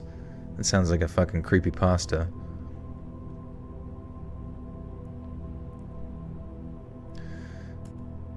We just believe that in heaven we can continue to learn and progress and become more like God. What was done here on earth can be done on more worlds to learn and grow, and we can take part. On more worlds? What do you mean more worlds? I just remember hearing that something with the Mormons, like they believe they get like their own planets and they get to be their own god or something. It was like some real additional DLC Christian stuff. Believing simulation theory is just overdosing on copium. You know, objectively there's a direct parallel between believing a simulation that some sort of higher power or like programmer has like made everything, and I don't really think it's too much different than like believing in, you know, some sort of religion. There's not much difference there, I suppose.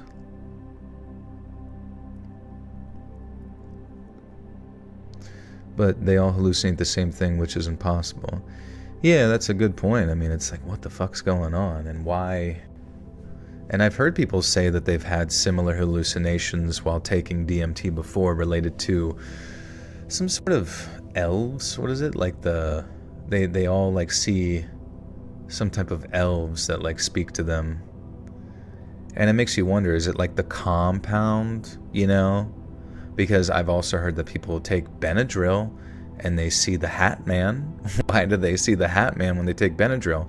Or dude, one time I took Benadryl and fell asleep and woke up an hour later and I saw a giant, like, I'm not even joking, I saw a giant sort of ethereal, like bluish green spider crawling on my ceiling of my bed, or my ceiling of my room, and it skittered across the thing, and I was like, I closed my eyes and like rubbed them real quick and opened it, and then it was still skittering, and then it jumped at my face, and I like, and I didn't just wake up, I was like, Jesus.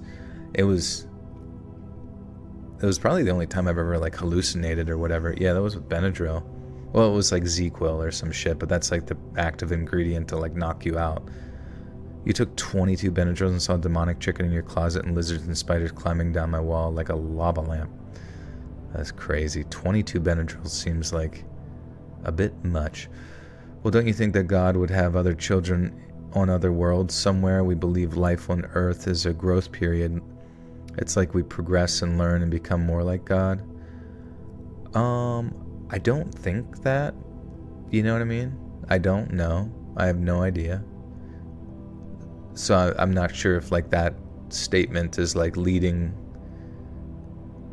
to an idea that we get to like control other planets or something after death, or like, are you saying like the different planets exist as like different like spatial realms that you get to transfer to or something. You tried to take your own life with Benadryl like 100. I didn't see anything. Oh my gosh, I'm sorry. Yeah. Maybe it was just like too damn much. Don't do that again. Don't do any of that. I don't believe in simulation like Ezra Klein says. If this is a simulation, why is it so badly designed? I don't know. Like a representation of what we thought was existence long ago or something of that nature. What does DLC mean? It means like downloadable content, like a video game. Took 20 Benadryl back in middle school once. It was crazy. Oh my god, that's so many. NyQuil and vodka once. Buddha statue was winking at you. That's crazy. Jesus never taught religion. He was trying to show us much more like Buddha. Well, I mean, I think Jesus, like at least in the Bible context, like definitely had a pretty clear message. But I guess at the same time, the weird thing about Jesus is that like what he directly says within like the gospel stories, even if he is like the Son of God and died, it's weird that, does he directly say that that was his purpose? I guess he does, maybe at some point. But it seems like there's like clarity given in like the later books of the New Testament or whatever.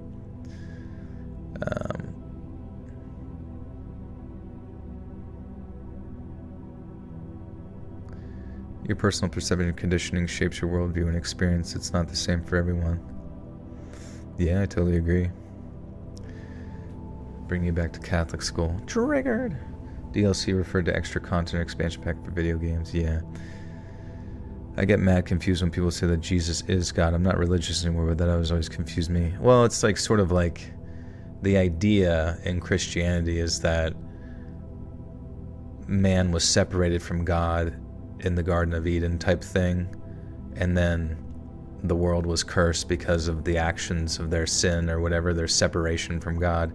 And then the whole of it is like trying to get back to God through like sacrifices and like taking your sin away through the process of sacrificing goats and chickens and weird shit like that, you know?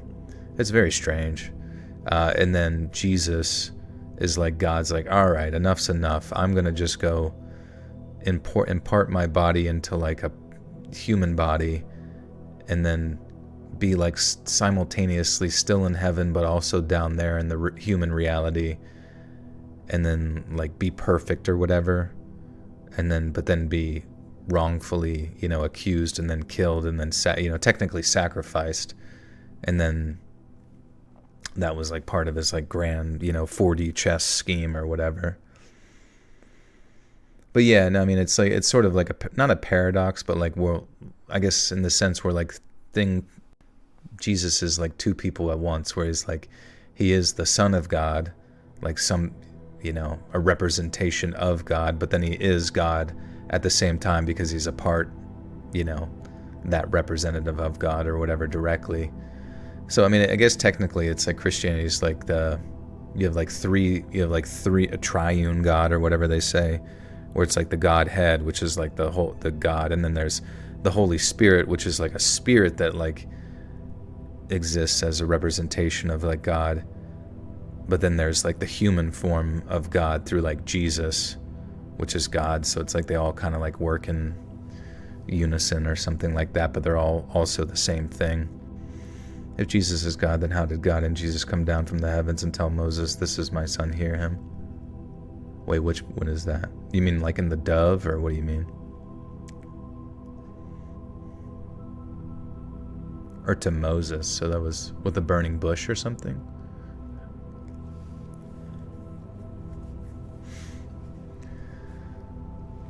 Although not all denominations believe in the Trinity, yeah.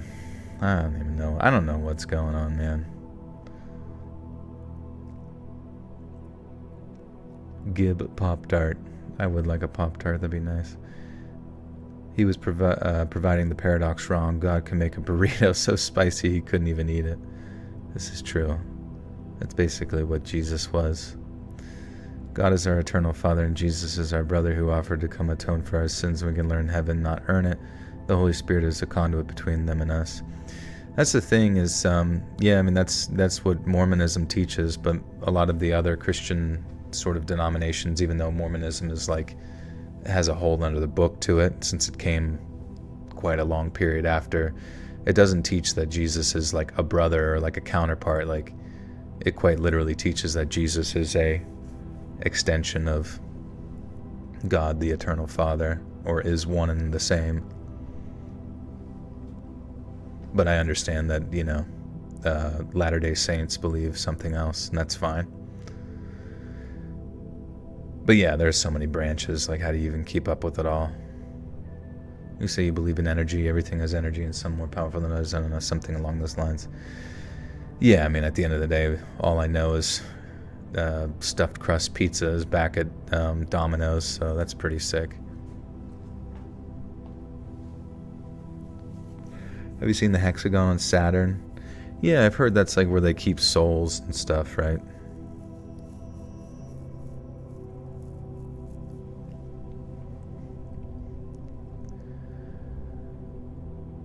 Then, quiet enough that I almost missed it, he told me, "Don't go up there." Then he turned and sort of hobbled off down the aisle. I never found out what he really saw that day. Maybe it was fire, the smoke, the pain messing with his head, and maybe he ate the ash out of delirium, some kind of survival instinct gone wrong. The doctors never had a good answer for that part, but I know Ted, or I knew him, and I've never shaken the feeling that whatever he ran into out there wasn't just his mind. Something followed him back from that ravine, something he couldn't leave behind no matter how far he got from the forest. And I think it stayed with him until the day he died.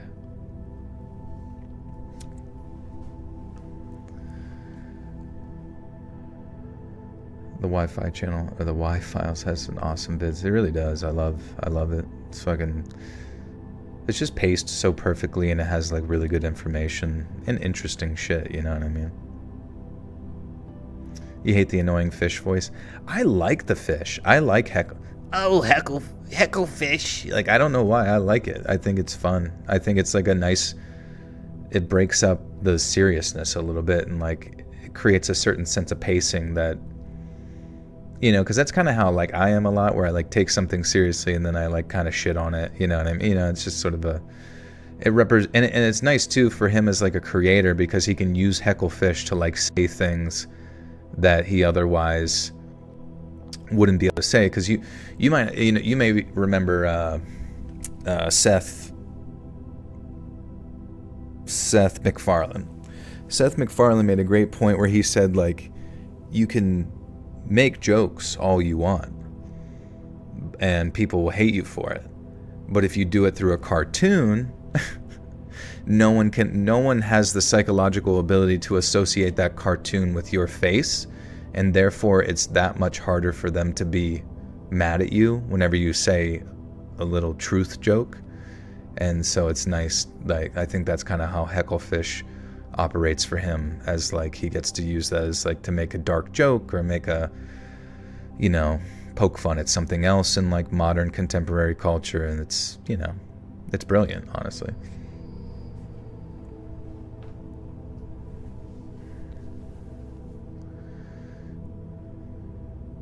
Hecklefish reminds you of something that I don't exactly remember. I definitely think it harkens back to like those shows like Bill Nye the Science Guy and, you know, what's that, Mystery Dark Theater or Mystery Theater 3000, I forget what it's called. Like there's definitely shows from like the 90s and 80s that had that presentation, and I think that's why I find it so relaxing too, because it's like serious modern day topics that I'm like interested in the conspiratorial sense. But it also makes you feel like a little kid, you know what I mean? Snarf, snarf. Yeah, Mystery Science Theater 3000, thank you. Mystery Fart Box Theater 6 million. Alright, let's read the outro, shall we, guys?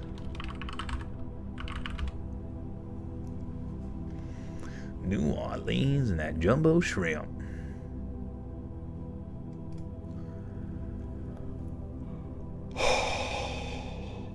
Oh boy, oh boy, oh boy.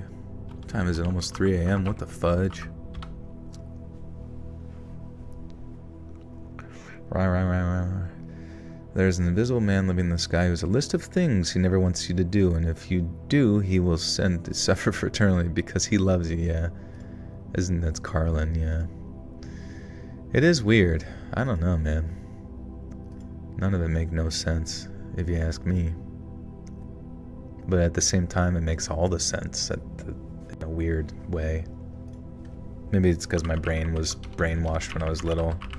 Probably that, I guess, huh? Andrew Batts with the 5 says, I think that we cut through all the BS and say that Jesus is the Redeemer of all souls.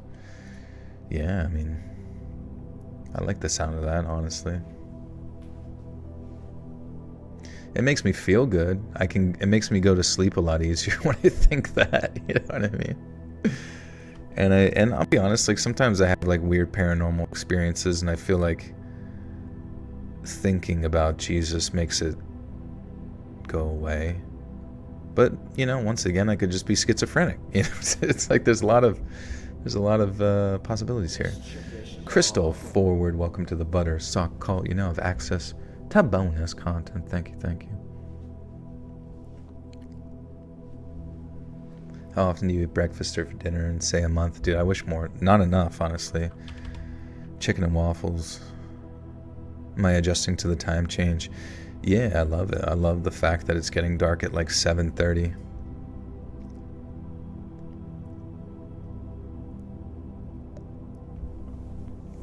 It's weird. I'm an experiencer. What's that mean? I take on the experiences of the human race. It goes through my brain like Neo. I cannot type the word outro. Alright guys, think of something funny for me to say. And we're going to say it. It's going to be so cool.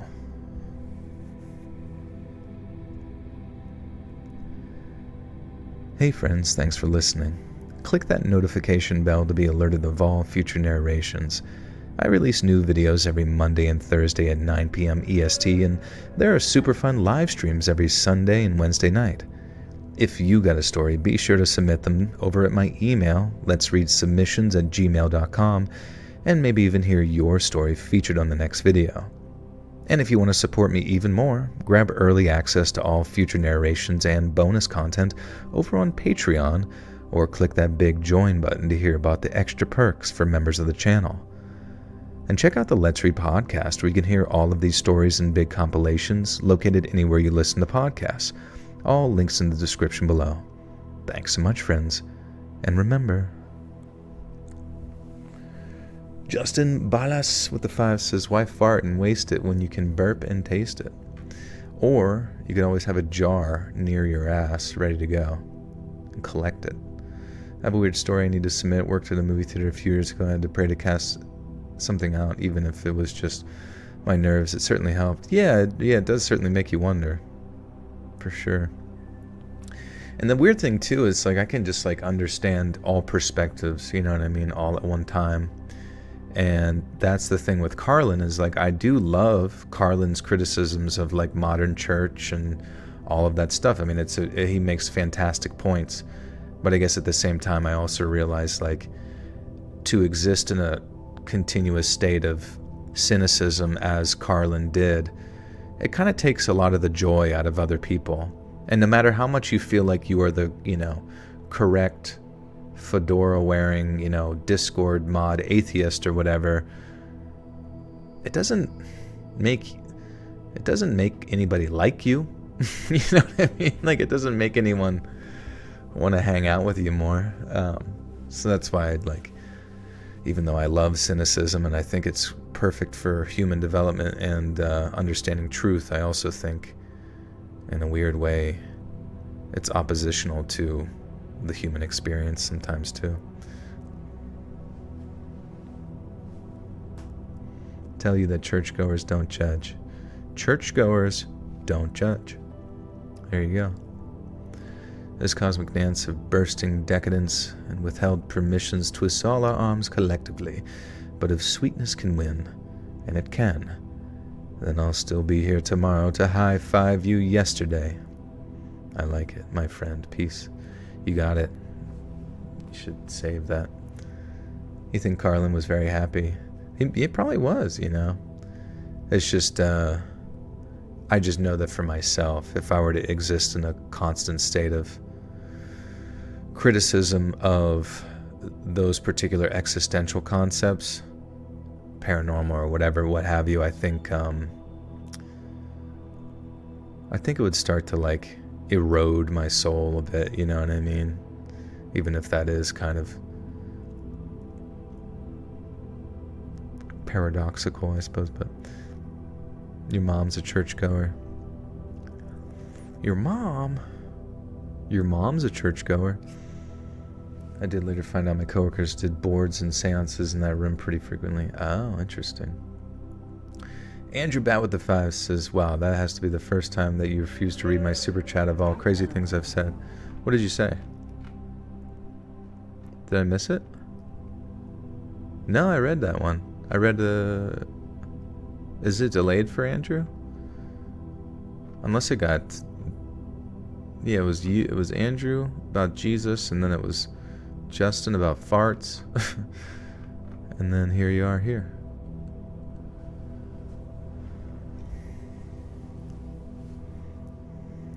Maybe he's... Sometimes I think Andrew's stream is like a little behind. And since that was the first one that he put, he probably is like really behind. Maybe I can type in the chat. Well, I don't know. I don't even know if he would see your chats then.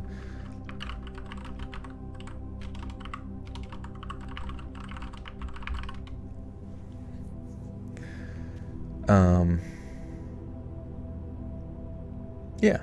Anyways, I got nothing else to say. I appreciate you guys. I'm going to get this up on Patreon.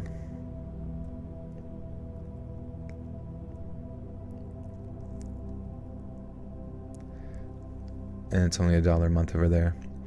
I don't agree with that. I've had some very kind Christians around me and came to my rescue. Yeah, I mean, I've only ever known nice Christians in my life, to be honest with you. I mean, just because the saying of like iron sharpeth iron or whatever, and it's like, yeah, there's a lot of dickheaded Christians who are like not nice to people and stuff, but the ones that I've been around, we've always tried to like tell each other to not be a dickhead, you know, and to not judge, or especially if you got the wood plank in your eye or whatever the fuck, you know what I mean? Like, and it's not just, you're gonna find all sorts of variances of people. You're gonna find bad Muslims, good Muslims, bad Jews, good Jews, bad Christians, good, you know what I mean? Like, it's just, it's how the world works. But to like, you know, group them all into one big clump, it's just like kind of denying nuance, I suppose. But anyways, love you guys. Appreciate you. Glad we can talk about weird shit. And yeah, I will get this video up today rather, 9 p.m. EST. Sweet dreams to all of you, even if they are daydreams. We'll see you soon. Bye.